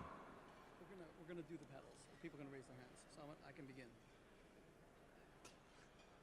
I have some late breaking news. We're going to try to get some people, anybody who doesn't have a link or anybody who wants to be publicly acknowledged. We'd like to come up with some giving categories and see if there's anybody in the room who would like to give. The first giving category is $250,000. Do I have anybody in the room who wants to give $250,000? Don't all raise your hands at once. Yeah, don't all raise your hands at once. This is going to be a brief fundraising portion. We hope that you can all help us to realize our vision for everything that we do. In order to make this right, we're going to show a video of what the organization does, and then we're going to come back, think about what you might want to give, and then we have some very special speakers. So, Scott, your organization's video, and then we'll... Okay. No, hang on. It's not? Let's get it queued up now. Okay. I'm going to begin. Ladies and gentlemen, our son is getting married. We're very grateful to God. Debbie and I are going to pledge $18,000 to the organization and honor 9 children, $2,000 each. That's $18,000. Thank you very much. Dr. Miriam and Sheldon Adelson, who are on their way to Israel, Yom Yerushalayim, have pledged $500,000 to the organization, and we're extremely grateful.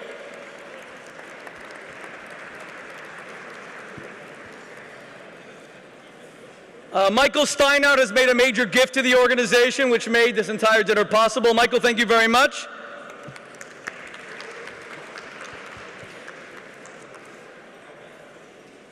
Yeah? Okay. Everyone please pay attention to the screens behind us. In 2007, Rabbi Shmuley and Debbie Boteach founded the World Values Network to further their vision of impacting the world globally with the power of Jewish values. Its mission is to provide a highly visible platform for the Jewish community to spread its light to the nations, strengthen American families and the American spirit, and fight genocide globally. After being sent by his mentor, the world's foremost Jewish spiritual authority, the Lubavitcher Rebbe, Rabbi Menachem Schneerson, to serve as rabbi at Oxford University, where he established one of the largest student groups in Oxford's history. Rabbi Shmuley advanced his dream of making Judaism a global force with the World Values Network. Since its inception, the organization has staged hundreds of high-profile events, conferences, public debates, and we have brought the fight against campus anti-Israel and BDS to the world's leading universities. Israel's a strong country. We learned after the Second World War we had no choice. We learned after seeing some of the reactions in the room tonight that we couldn't rely on other people to protect us. And God bless the IDF. Rabbi Shmuley has emerged as one of the world's best-known defenders of Israel, champions of marriage and family, and human rights advocates. From Oprah to CNN, from the BBC to Al Jazeera, and from the New York Times to the Wall Street Journal, Rabbi Shmuley has emerged as a global Jewish ambassador to the nations. On social media, the World Values Network has utilized its nearly 1.5 million followers to raise awareness and support for important programs and events, such as raising funds for wounded Israeli soldiers highlighting the plight of Arab citizens murdered by poison gas in Syria, and ensuring that victims of genocide from Armenia, the Holocaust, Cambodia, and Rwanda are never forgotten.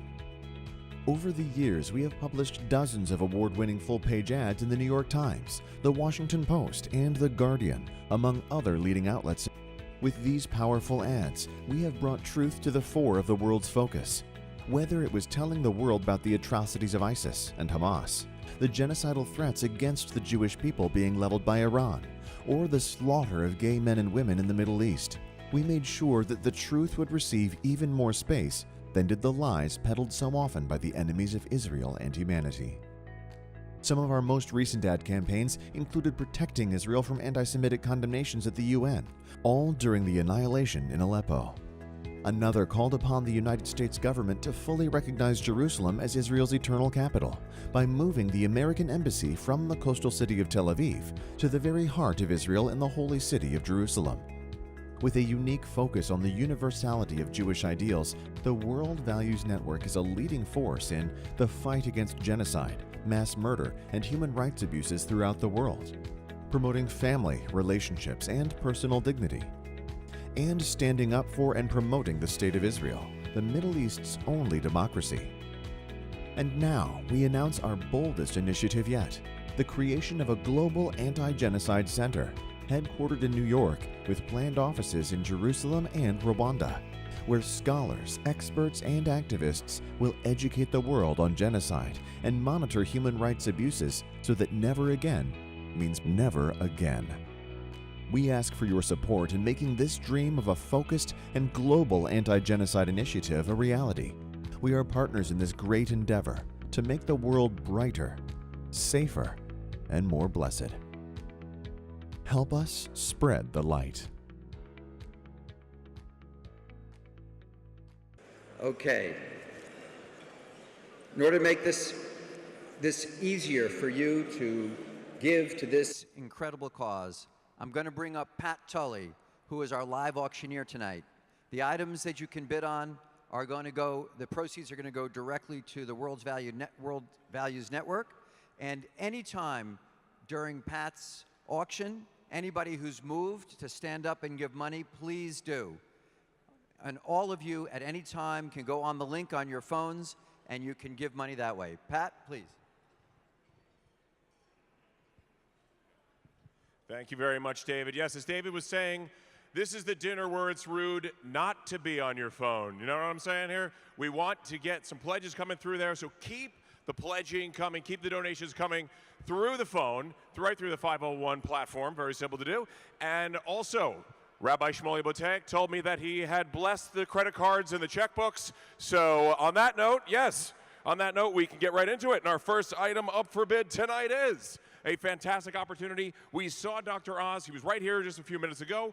Dr. Oz experience, here's what you're going to get. It is 4 VIP tickets to go see the Dr. Oz show taped live right here in New York City. Absolutely once in a lifetime. After the show, you will go backstage and you will meet Dr. Oz. You will hang out with Dr. Oz, get the selfie for Facebook, whatever you need. I'm sure everybody's on the Snapchat now too. That's okay. Also, after that, you're going to want to talk about it. You're going to be buzzing. So we have dinner for 4 people at Kolbe Restaurant.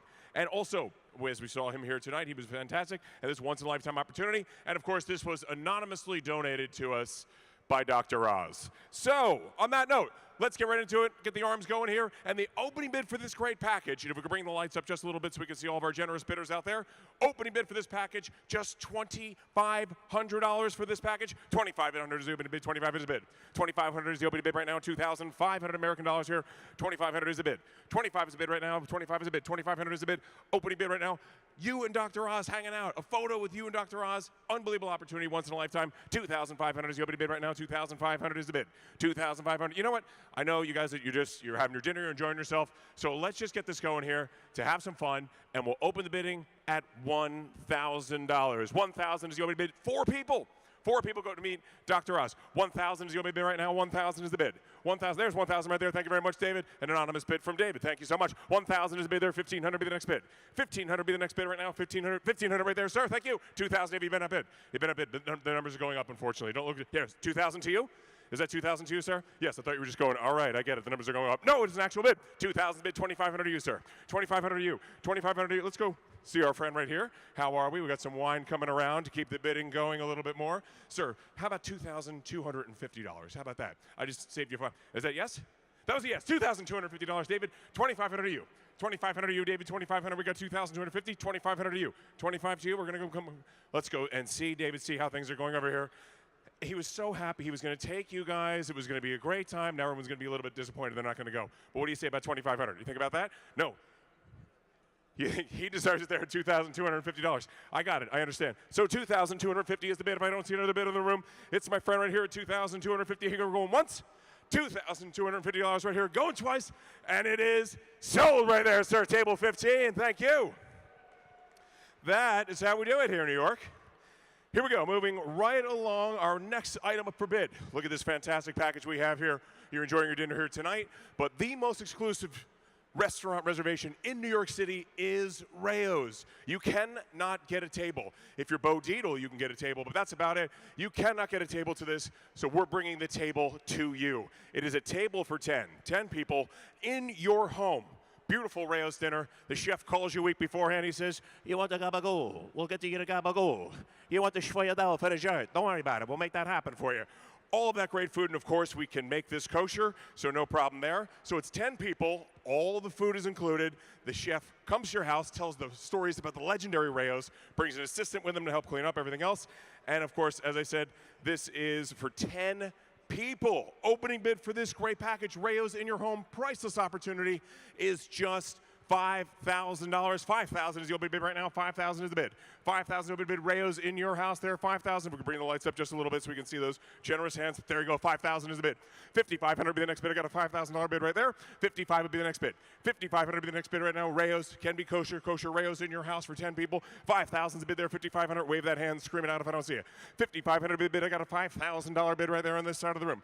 $5,000 is the bid there. $5,500. I'll take $5,250. I'll take $5,250. I like that. Just saved you $250. He's in for $5,000 right now, so you didn't get to go to Dr. Oz, but now 10 people are going to be able to enjoy this once-in-a-lifetime opportunity to have dinner from Rao's in your home. $5,000 is the bid. Do I see $5,250 anywhere in the room? Do I see $5,250? That man right there at table 14 is saying, no, he's just learning right now. That was almost a very expensive dinner. Okay, he's now under the table. He's hiding. We'll go find him later, make sure he is okay, and the heart palpitations have come down. Okay, $5,000 is the bid. If I don't see another bid in the room, sir, you may be stealing this here at just $5,000. $5,000 is the bid right now. If I don't see another bid in the room going once, $5,000 going twice, and it is so $5,000 right here at table 4. He gave me the thumbs up. He's very excited. That was quite a deal. Oh, I think we can do a little better than that. Let's get some applause going here for table 4. Yes. Our next, thank you. Was that for me? No, it was not. Our next item up for bid, ladies and gentlemen, let's see what we have here. Ultimate Las Vegas experience brought to us by our friend Sheldon Adelson. Here is what you're going to get. 3-night stay, and 3-night stay in Vegas is really like a 7-night stay. You know what I mean? It's quite a party there. 3-night stay in Vegas for 2 at the Venetian or the Palazzo, and you're like, wow, that's pretty nice. I can just go online and get that. No. Sheldon Adelson donated this to us, and he owns the place. This is his joint. He walks in, VIP red carpet, and you're his guest there. So round-trip airfare for 2 to get you to Las Vegas. Also, when you get out of the airport at McCarran in Vegas, we have a limo that picks you up, brings you right to the hotel, and at the end of your stay, that limo brings you right back to the airport. Also, Canyon Ranch Spa, the finest spa in the world in Vegas there. Canyon Ranch Spa treatments for 2. You also get 2 tickets to any show. Thank you. It's exciting. Yes. 2 tickets to any show playing at the Venetian or the Palazzo, and also dinner for 2 nights at the best restaurants that they have there. They've got some of the best restaurants in the world with the best chefs in the world right there. And of course, those can be done kosher as well for you. And also, you're going to get this lunch with Sheldon Adelson. If you tried to get lunch with him, you cannot buy that. You cannot get that anywhere. The man doesn't have the time, but he's providing this opportunity for you. All that great stuff can be yours, and the opening bid for this package is just $5,000 for a trip to Vegas and lunch with Sheldon Adelson. Who wouldn't want to have lunch with him and talk about some great stories there? $5,000, do you bid right now? $5,000 is the bid for Vegas. $5,000, yes, thank you very much. Jimmy, $5,000. Jimmy's very excited there. That arm went very high in the air. You may have dislocated the elbow on that one, Jimmy. Got very excited. $5,000 is the bid. $5,500 be the next bid. $5,500 be the next bid right now. $5,500 is the bid. Mutually agreed upon date for that lunch with Sheldon. He's a very busy man, but we'll work it out for you. $5,000 bid. There's $5,500 right there. $6,000 to you, sir. $6,000 bid. I got $5,500 right there. He was waving to me. I think that was a legitimate bid. Yes, it was. $6,000 to you. You say yes? Hand in the air. A thumb. Yes. $6,000. Flights, hotel, 3 nights in Vegas, dinner. Oh, it's $6,000. I wasn't sure if you were just like, well, I'm thinking about it. $6,000 bid. $6,500 to you, sir. $6,500 is a bid. That's a yes. That is a yes. Raise the hand there. Just confirm that there. $6,500 is the bid. There he said right there. $7,000 is the bid. $7,000 be the bid. And we got a $6,500. Now we got a bidding war going on. $6,500 is the bid. $7,000 in the back of the room. Do I have a bid? Do I have a bid in the back of the room? $7,000 in the back of the room. Thank you very much. $7,500 to you, sir. $7,500 against $7,000 right there. $7,500 here. We got $7,000 there. Jimmy. You just were excited at 6,500. Now we need to be excited at 7,500. No, he's out of 7,500. This gentleman over here. This gentleman over here at table 15, $7,500. Say yes. He says yes. 8,000 in the back of the room. Do we have 8? Do we have 8,000? I got 75 right there. 8,000 in the back of the room. 8,000. I got 7,500. We've got 8. Yes, we do. We've got $8,000. It is 8,500 to you, sir. 8,500. Yeah, thinking about it. Thinking about it. It's lunch. There's $10,000, ladies and gentlemen. 10,000. Or he was saying raise the roof with 2 hands, but I think it's 10,000. It is 10,000. Do I have a $10,500 bid right now? 10,500 be the bid. 10,500. We got 10,000 over here. Do we have a 10,500? He's looking at his friend right there. He's like, we can split this. We can split it. It's great. It's a great opportunity. Great deal. 10,000 is the bid. If I don't see another bid in the room, it's 10,000 right here going once. 10,000 over here on this side of the room here going twice. And it is sell $10,000. Table 15. And a bargain at that. Fantastic. Here we go. Moving right along. Thank you. All that great stuff is going to be yours, and you're going to have a great time. He's thinking of the questions he's going to ask Sheldon right now. I can hear it. What, our next item for bid, what is the toughest ticket in town? That's right, sir. It is Hamilton. Hamilton is the show about history that made history at the Tonys. 16 Tony Awards it won. 16, and as you told me earlier, sir, they're going to actually rename the Tony Awards the Hamiltons. So that was, you told me that. I'm going to have to take that as the truth there. So we've got 2 fantastic tickets for the show for you. Also, before the show, you're going to be hungry, you're going to want to eat. We've got dinner for 2, which is nice. We can all have dinner in the theater district beforehand. That's nice. Oh, not just dinner. Dinner with 2 of the castmates in the show beforehand. You're having dinner with guys that are in Hamilton. They're going to go, you'll excuse me if I'm eating fast, but I do have to perform the greatest show ever to be on Broadway right now, so I'll see you later. They're going to have dinner with you beforehand. And then after the show, your mind is blown. I can't believe it. It's great. Hang out in the theater, an in-theater meet and greet with one of the premier cast members. So dinner before the show with the cast members, the actual show that changed Broadway history, and then afterwards, an opportunity to hear behind-the-scenes stories from the cast member himself. Opening bid for this package is just $5,000 is the opening bid for this package. $5,000 it is. $5,500 be the next bid. $55 be the next bid. I got $5,000 right here. $55 is the bid. 2 tickets to go see Hamilton. All that great stuff. $5,000 is the bid. See, I knew we'd have you in. I knew you'd be in for it. I knew it. $5,500 be the next bid right now. $55 is the bid. $5,000 is the bid here. $5,500 be the next bid. Person who saved all that money on the Vegas trip. This is a great opportunity to get another once-in-a-lifetime opportunity to see Hamilton. Be in the room where it happened, as they say. $5,000 is the bid right there. $5,000. Yeah, absolutely. 5,000 bid. If I don't see another bid in the room, it's 5,000 here going once. 5,000 here. We're going to push it here going twice. And it is so $5,000 right there going to Hamilton. Okay. Okay. Well, ladies and gentlemen, on that note, I want to thank you so much for your generosity. We're going to move on with the rest of the program and have a great night. And thank you so much for your support. Thank you. I really appreciate it. Thank you. Thanks. Thank you. Thank you. Pleasure to meet you. Ladies and gentlemen, we're going to resume the program, and we have a very special award that's unannounced. I'd ask you to please all sit down.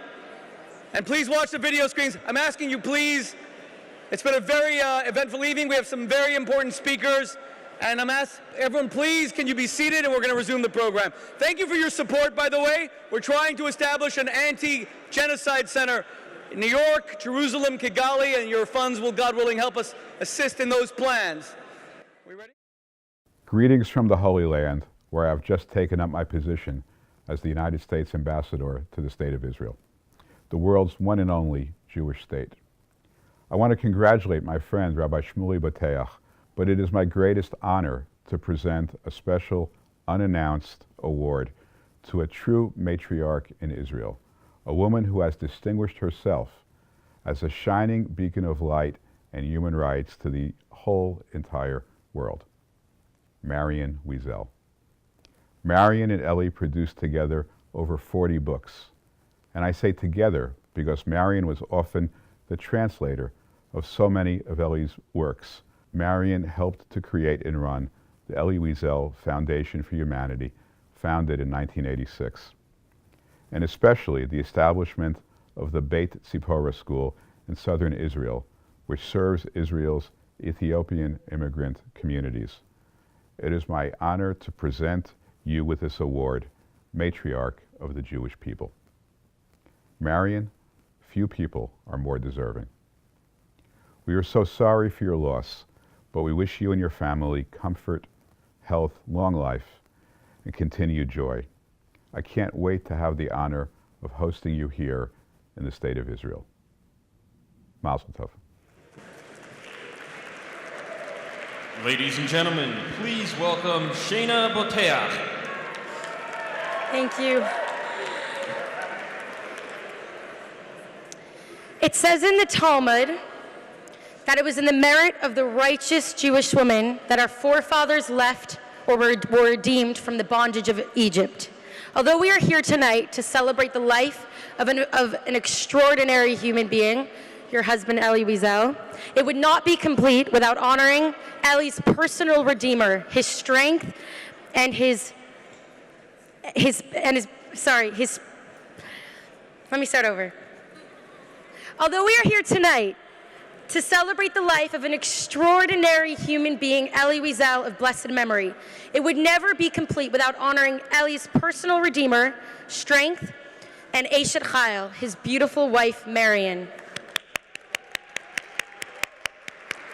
I have been privileged in my life to know Marion as a woman of tremendous love, warmth, and commitment. An empowered, fearless woman with the biggest heart, overflowing with love, compassion, and the determination to fill the world with every single kindness. Marion, I see you. You are a champion and the pride of your people. You are a pillar upon which our broken world can stand. You are a leader and source of inspiration for all God's children, especially for all the women out there, including myself. You and Elie gifted the world with a greater love of humanity and a stronger appreciation for life. Together, you transformed a dark world into a brighter, shining beacon of hope, love, and peace. I have the privilege, a real privilege in my life, of studying with your and Elie's greatest legacies, your grandchildren, Elijah and Shira. They possess the spirit of you and Elie. It is my greatest honor to present to you the Matriarch of Israel Award. Thank you for everything you've done for the Jewish people. May God bless and protect you and your family, and may you have every single blessing this year, Marion. We love you.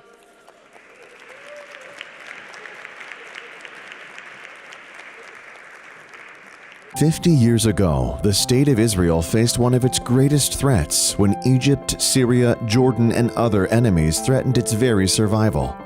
Then, in an astonishing and electrifying victory in merely 6 days, Israel not only triumphed against its adversaries, but recaptured the old city of Jerusalem, finally reuniting its ancient and eternal capital into one indivisible city.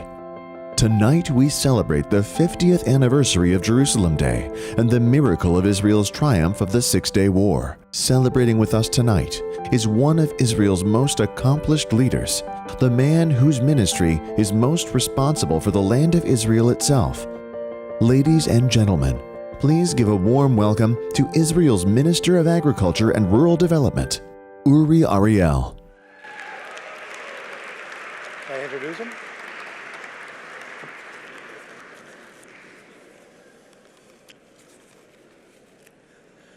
During its long history, Jerusalem has been destroyed at least twice, besieged 23 times, attacked 52 times, and captured and recaptured 44 times.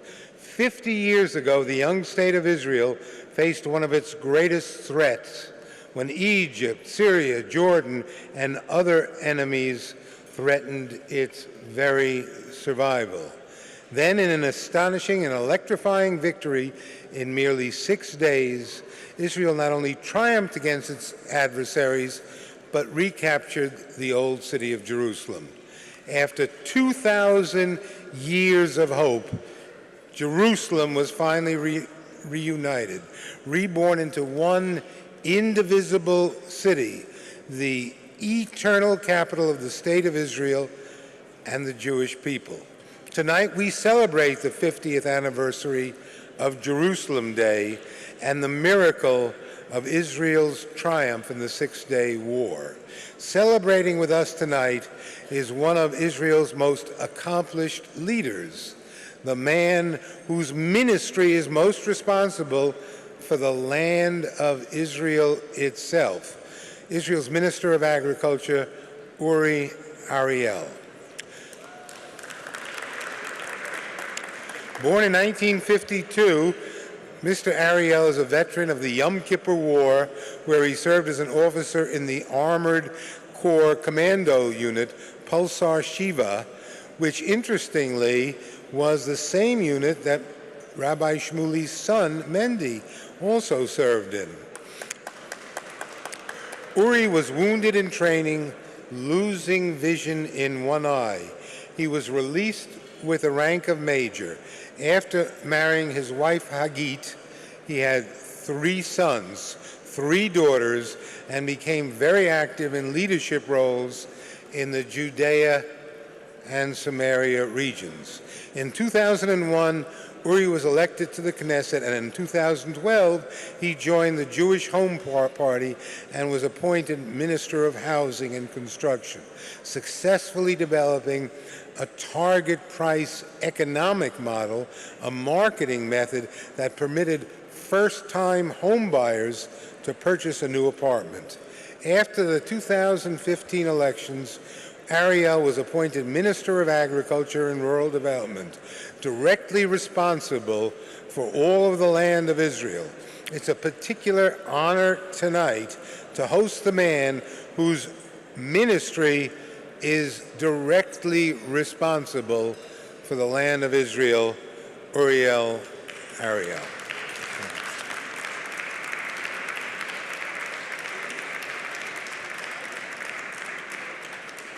Mr. Steinhardt, do you want to give him the award? Please, picture. This is his award for tonight, and he speaks Hebrew a little better than he speaks English, but he's going to try a little bit in English tonight. Thank you. Thank you very much.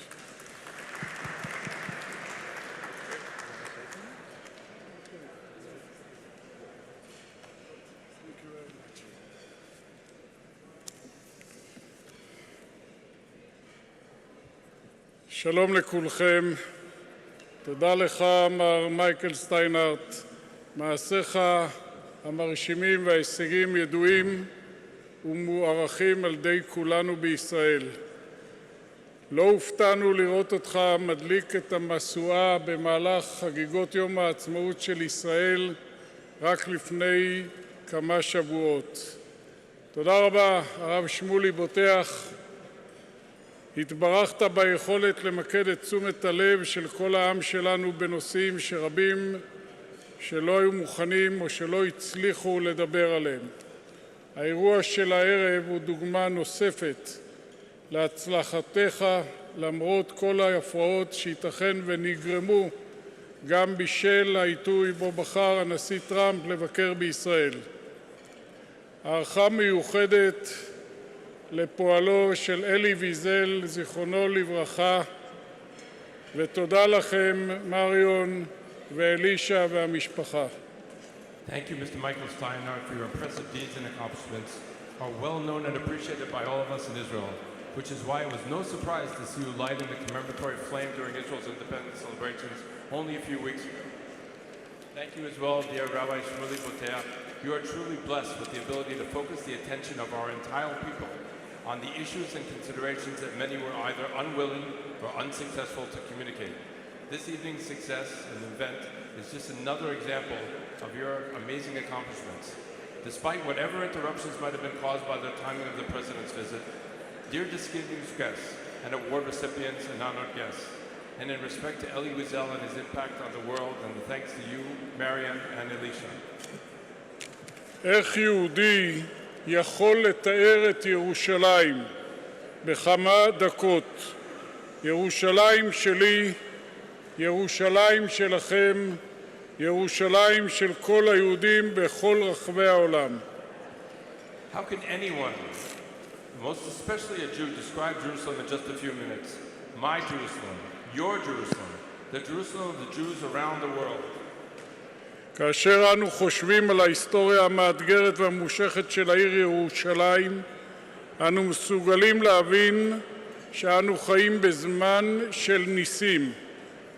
אנו עדים לזמן שבו העבר משתלב עם חיינו בהווה ובעתיד.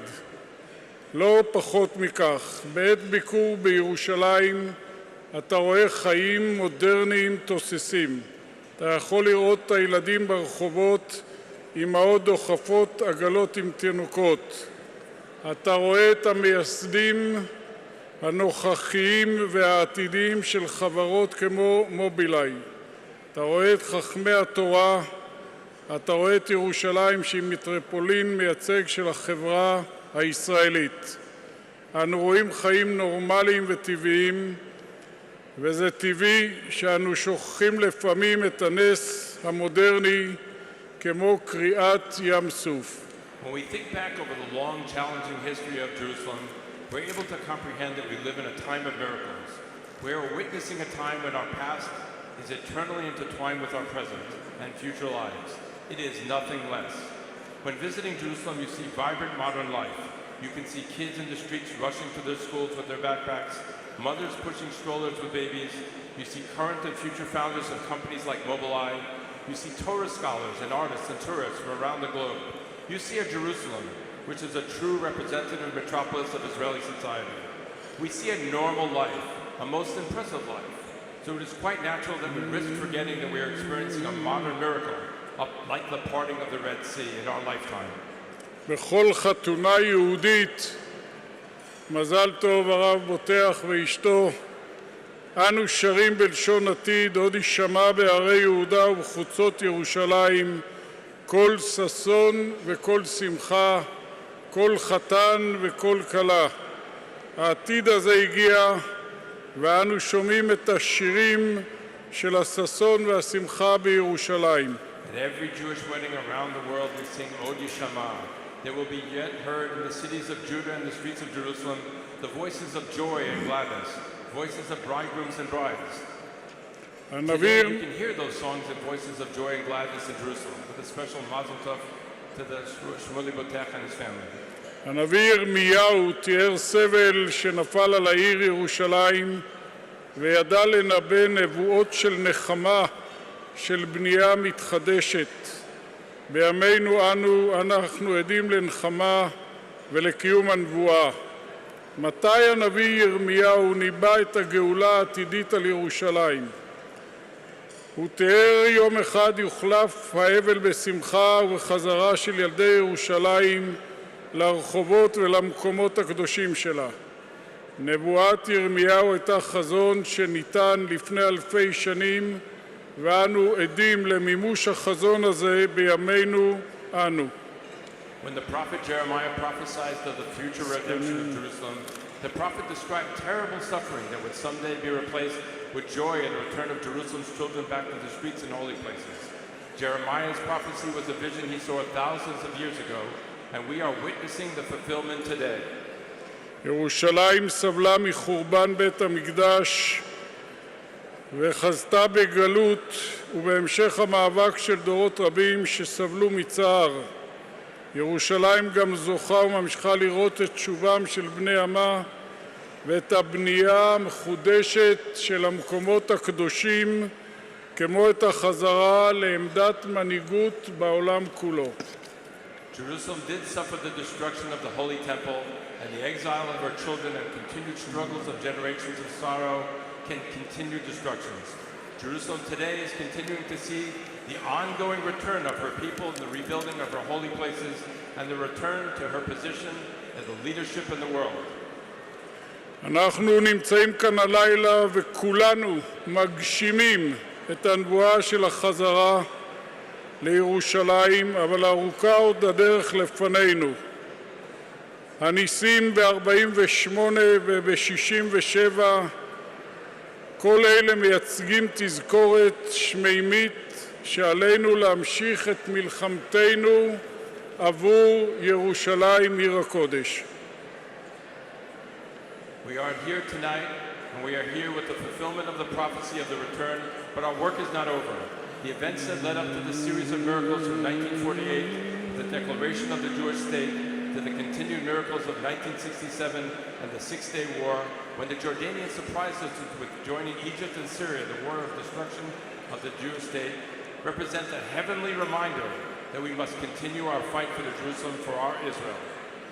בימים אלה נחגוג את יום השנה ה-50 לנס של מלחמת ששת הימים. הנס הוא לא רק ששרדנו את המלחמה ושאויבינו נכנעו, אלא שאויבינו הבינו שלא ניתן להרחיק אותנו ממולדתנו העתיקה. זה ממשיך בכך שאנחנו עם העזרה של הקדוש ברוך הוא יכולים לשמור על הנס ולהמשיך קדימה, וזה בעזרת עבודה קשה ומחויבות שלנו. In approximately 2 weeks, we will celebrate the 50th anniversary of the miracle of the Six-Day War. The miracle was not only that we survived the war and that our enemies surrendered lifting their white flags, or that our enemies understood that we would not be easily removed from our ancient homeland. Rather, that we, with Hashem's help, could keep this miracle of return moving forward with our hard work and commitment. מעל הכל חזרנו לעיר שלנו, לבית שלנו, חזרנו לירושלים שלנו.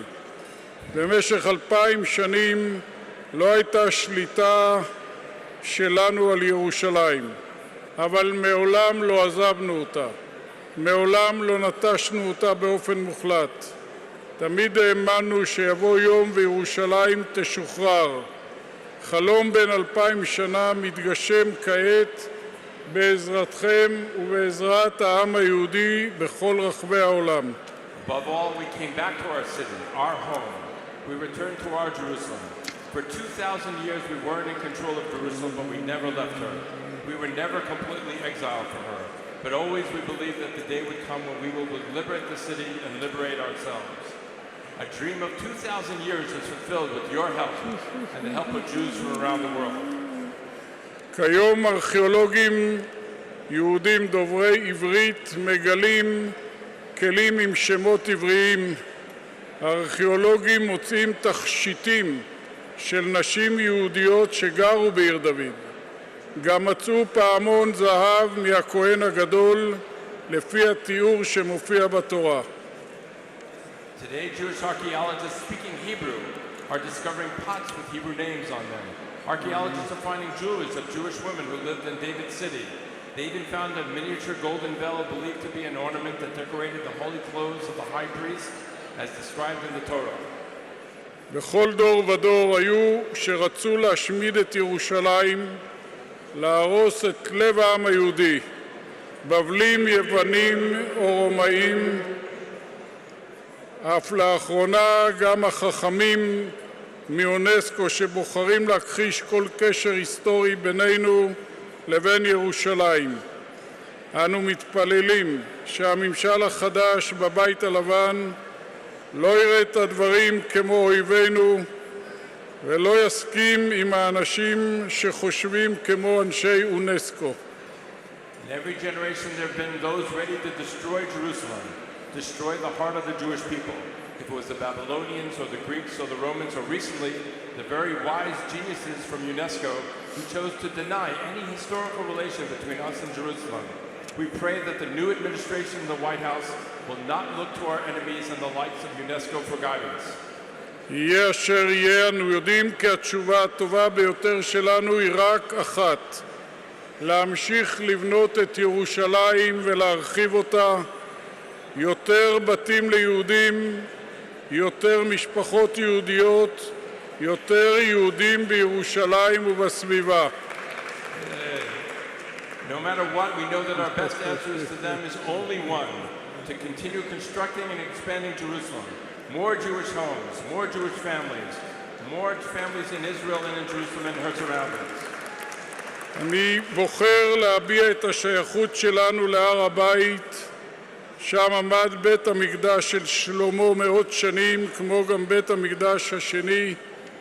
אני מבקר באזור ויש אלפי אנשים שמסתובבים סביב ההר הקדוש מדי חודש בחודשו.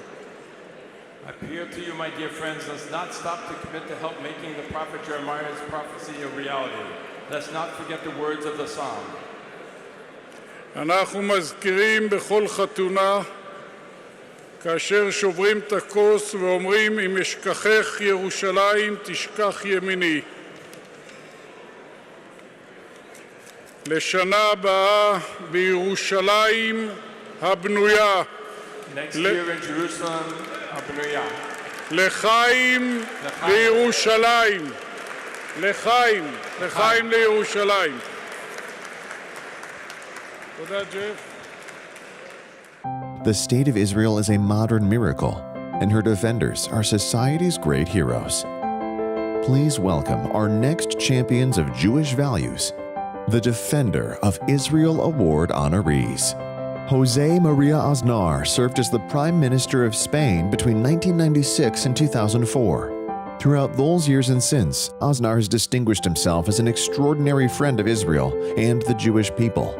He has always gone above and beyond for our people, standing courageously in his protection of the Jewish state against its detractors. We are honored to present him with the Defender of Israel Award. Danny Danon is Israel's permanent representative to the United Nations, serving there since August of 2015. Danon has been a champion of Israel in the face of strong resolutions founded upon undeniable bias. He has pioneered anti-BDS conferences at the UN, and after being elected as chairman of the UN Legal Committee, became the first Israeli to head a permanent committee at the United Nations. We are honored this year to present Danny Danon with the Defender of Israel Award. Danny Dayan is the Consul General of the State of Israel in the great city of New York. Dayan has for years been a leading political figure on the Israeli leadership scene, where he represented the communities of Judea and Samaria as chairman of the Yesha Council, which he redesigned to fight for the rights of Jews that live safely, peacefully upon their ancestral homeland. We are honored this year to present Danny Dayan with the Defender of Israel Award.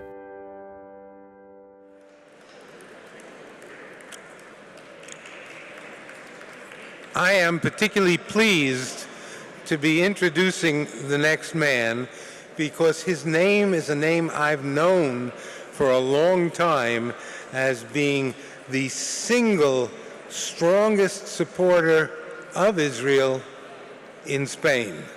Born in Madrid in 1953, Spain's former Prime Minister Jose Maria Aznar has always been a staunch defender of the State of Israel.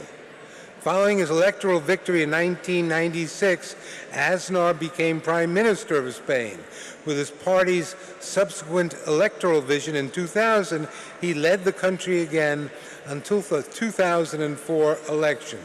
After leaving office, Aznar takes great pride in being one of the founders and chairman of the Friends of Israel Initiative, an international effort of former world leaders that seek to counter the efforts to delegitimize the State of Israel and its right to live in peace with safe and defensible borders.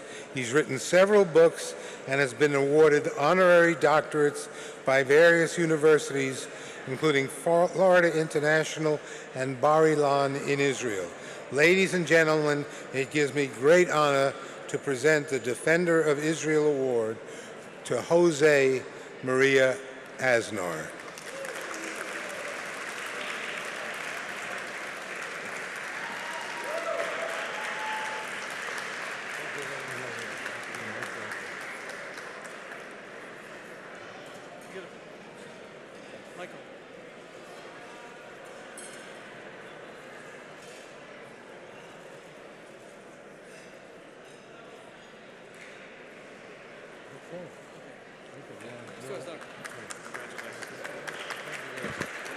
Ladies and gentlemen, Jose Maria Aznar is one of the great heroes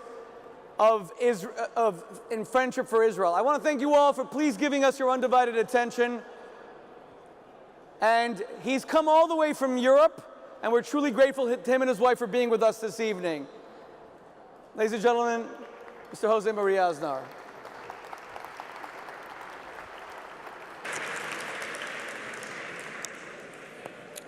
Ladies and gentlemen, allow me to start expressing how privileged I feel tonight, being one of the honorees. I would like to congratulate and thanks at the same time the World Values Network for the work it does advancing just values across the globe.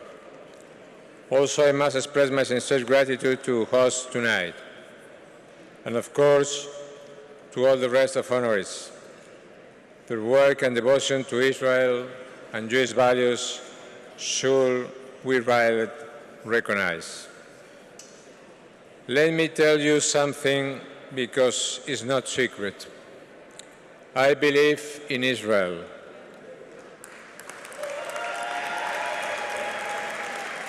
I believe in Israel not as a land of perpetual conflict, but as a land of opportunities. I believe in Israel not as a discriminatory state, but as a real democracy. I believe in Israel not an oppressor, but as a peace-loving nation. I believe in Israel not as a Middle Eastern country, but as a Western nation. I do believe Israel has been unfairly criticized and has been subject to unacceptable treatment by many, just because the Jewish people wants to have a state that can live in peace and under secure borders, just because the Jewish people want a better future for their children, just because they want a prosperous, dynamic, terrorist-free nations where to live a normal life. That is why a few years ago I decided that enough was enough and called upon a group of friends to stand up to defend such a basic thing like the right to exist of Israel and the need to treat it fairly. It wasn't easy in the beginning because for non-Jewish people, former prime ministers and ministers defending Israel was a risk, particularly in Europe. But the founder of Friend of Israel initiative were not afraid of risk, and today the group has expanded to the 5 continents.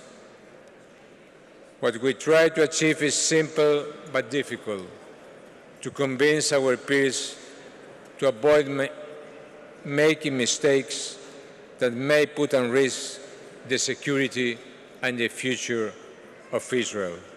Sometimes we achieve our goals.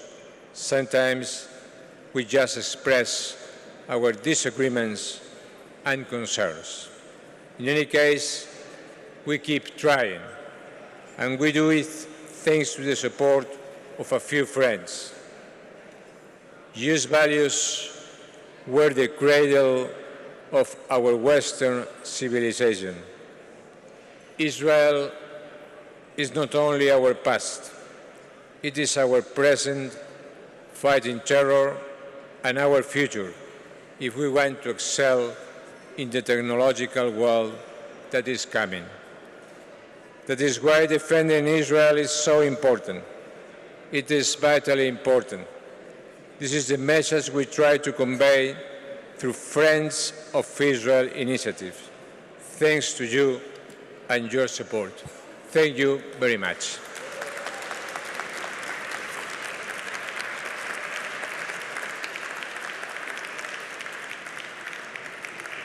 Please welcome World Values Network board member Arash Farron.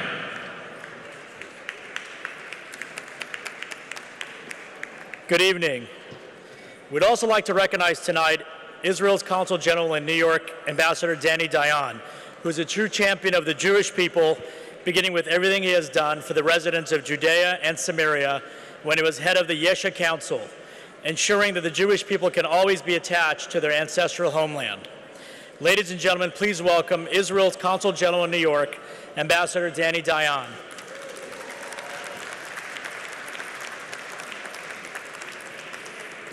Thank you so much. Oops. Okay.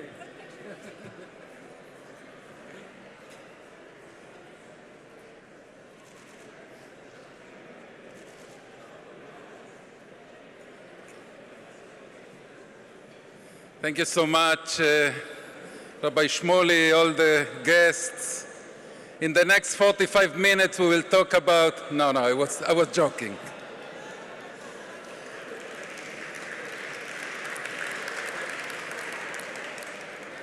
Actually, it is a great honor to be here with so distinguished partners to the prize.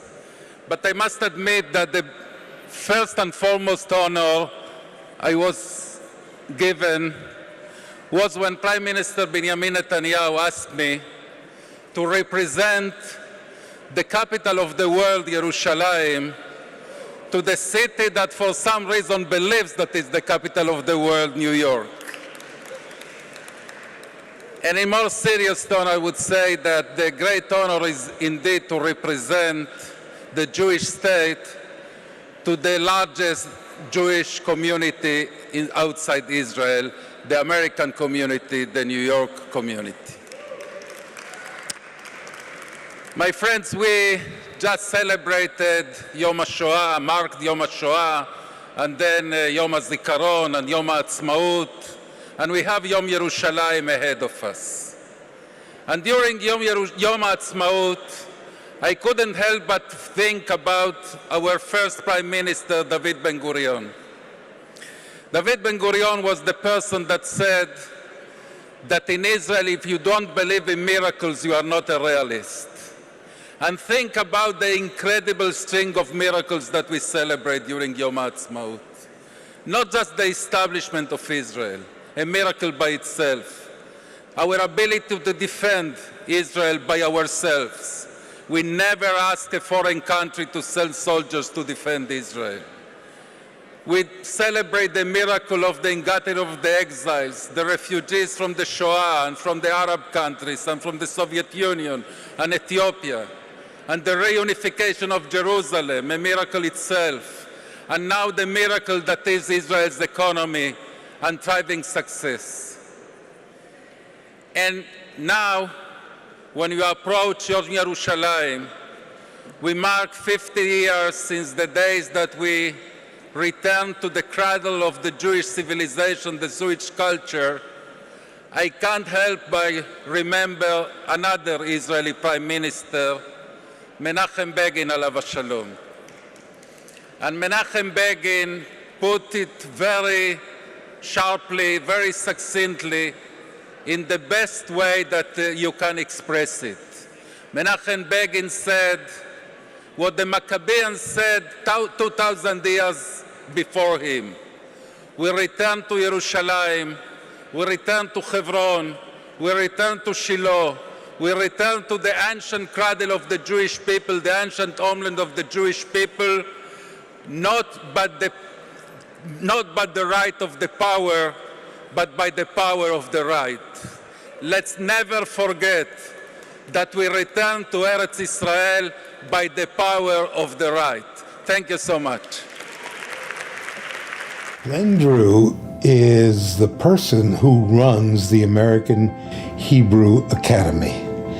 He has the overwhelming responsibility for a complex institution, and he's done an outstanding job of dealing with this complex institution that has so often been short of resources since the death of Chico Saba has kept this institution afloat.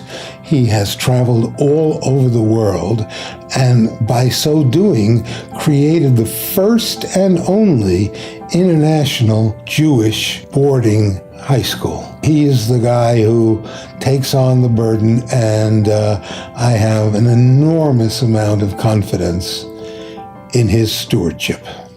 Ladies and gentlemen, please welcome Yosef Botiak. Good evening, everyone. My name is Yosef Boteach. I am in a unique position to welcome you all to tonight's 5th annual Champions of Jewish Values Awards Gala dinner. While I am the son of Rabbi Shmuley Boteach, the founder and executive director of the World Values Network, it is also a privilege to be a student at the American Hebrew Academy in Greensboro, North Carolina.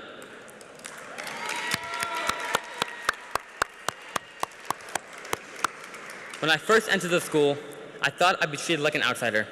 Most of the students come from different backgrounds, and I was afraid they would not embrace my strict Chabad Orthodox observance. Thank God that was not the case. Quite the contrary.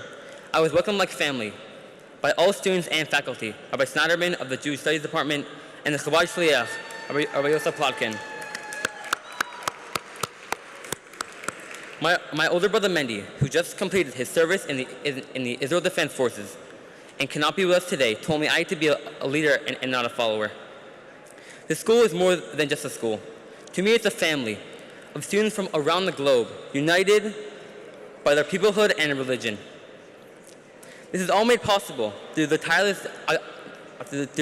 tireless dedication of many people. But the one person who has been there since the beginning and made this vision into a reality is Glenn Drew. Glenn serves as the Chief Executive Officer and General Counsel at the Academy and is also the nephew of Chico Saba, the founder of the Academy. It is my honor to present the World Values Network Champion of Jewish Education Award to Glenn Drew.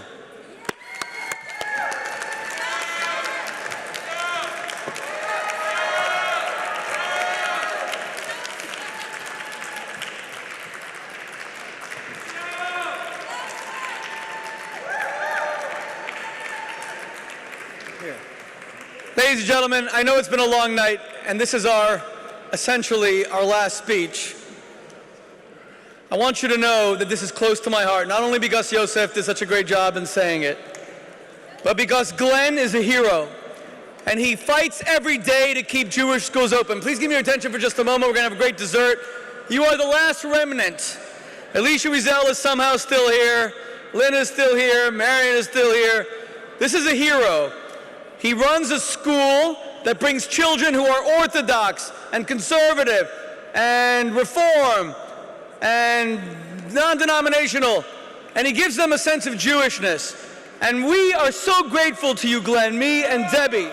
And we're so grateful to the one and only Michael Steinhardt, who has been a huge contributor to the school. I am actually in shock that Michael Steinhardt has any money left, because every institution on earth has taken the shirt off his back except me. So I am next. But Michael's a huge contributor, and because of Michael, we know about the school, and Yosef's getting such an excellent education, and Glenn came all the way from North Carolina, and he has all these fans. And Rabbi Schneiderman, who's the head of Jewish education at the school, and Rabbi Plotkin, where's Rabbi Plotkin? The Chabad Shliach at the school. Glenn, the American Hebrew Academy is a Jewish light to America, and I hope that it bursts with attendance, and Debbie and I could not be more thankful. And Yosef is becoming a real mensch. Despite his mother's influences on him, and because his father is his inspiration and shining light, he is becoming a mensch. We are truly grateful. Thank you.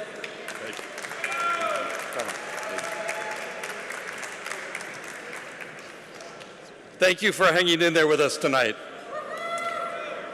Thank you, Yosef, for your thoughtful and humbling words. And thank you to Rabbi Shmuley Boteach and the World Values Network for bestowing me and the American Hebrew Academy with such an important honor this evening. 18 years ago, an anonymous Jewish philanthropist who had dedicated millions to further Jewish causes in the United States and Israel embarked upon fulfilling his personal dream to create a new Jewish school for teenagers unlike any other ever created, and establish a new paradigm for 21st century education. That man was Chico Saba, unknown in Jewish philanthropic circles until his passing in 2006. While most in the audience live within close proximity to New York City, which offers teenagers more Jewish educational options than any other city in the world, the fact is that for most Jewish teenagers in the United States and around the globe, the option for a modern Jewish high school education is limited, or in most cases, non-existent. Chico Saba believed that education was the single most important value to ensuring Jewish continuity, instilling pride in one's Jewish identity for future generations, to furthering a love for Israel, and for building bonds of mutual respect among all Jews, secular, liberal, and religious, as well as those of all other faiths. And so he dreamed of creating the American Hebrew Academy, the only international college prep boarding school in the world.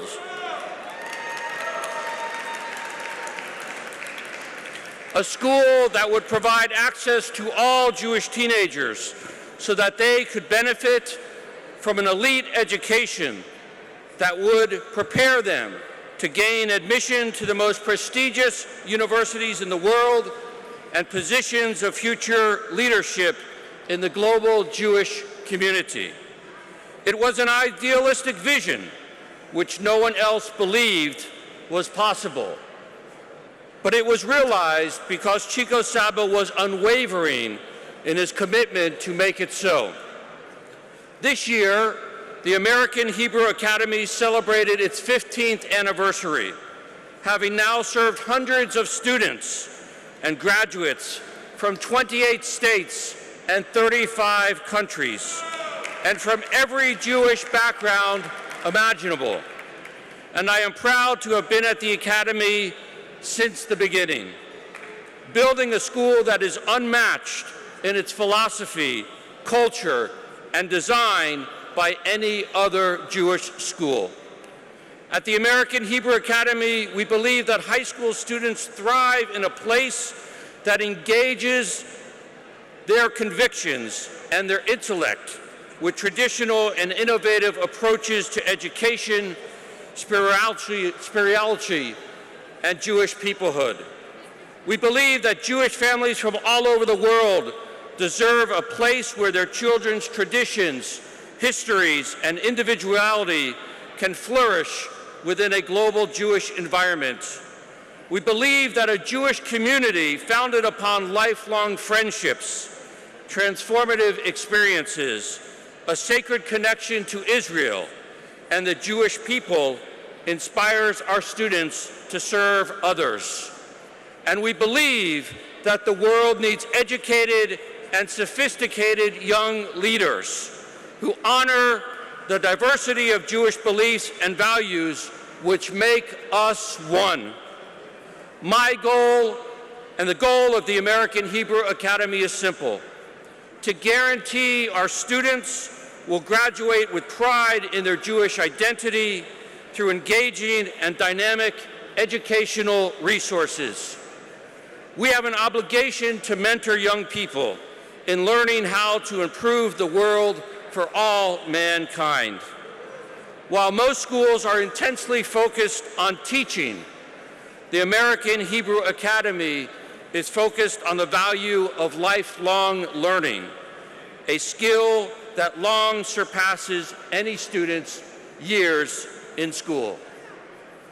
Tonight, we are gathered to honor the memory and the legacy of Elie Wiesel. So it is befitting that I close reciting his words. The opposite of beauty is not ugliness, it's indifference. The opposite of faith is not heresy, it's indifference. And the opposite of life is not death, it's indifference. Let none of us ever become indifferent to the values espoused by Elie Wiesel and the American Hebrew Academy, which is dedicated to imbuing those values to future generations of inspired learners. Thank you very much.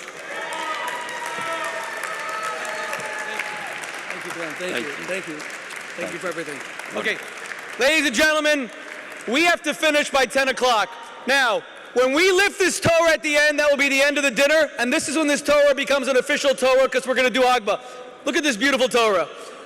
You cannot dedicate a Torah to the victims of the Holocaust and the Tutsi genocide in Rwanda without completing this evening on a serious 2-minute message about how we all have a responsibility to fight genocide. We took out that full page ad in the Washington Post about the crematoria, and that was the result. Where's that article? White supremacists saying I'm a liar Jew, Shmuley Batach's a liar Jew, wants America to be at war. There are forces of hatred, we have to combat them. So to finish, and we're going to finish by 10 o'clock, and then we're going to lift the Torah, we have one of the foremost voices in the entire world against genocide, one of Israel's greatest defenders and champions, one of the human rights foremost activists, and I apologize to you, Erwin, that you had to wait this long to speak. I owe you my personal apology, but Erwin, know that you are a hero to me, and you have been for such a long time. And Erwin Cutler is one of the great Jews that have been produced in this generation. Ladies and gentlemen, the last speaker, 2 minutes, we have to finish by 10 o'clock, then we're going to do the Chazak. Former Justice Minister of Canada, Erwin Cutler. Thank you, Shmuley.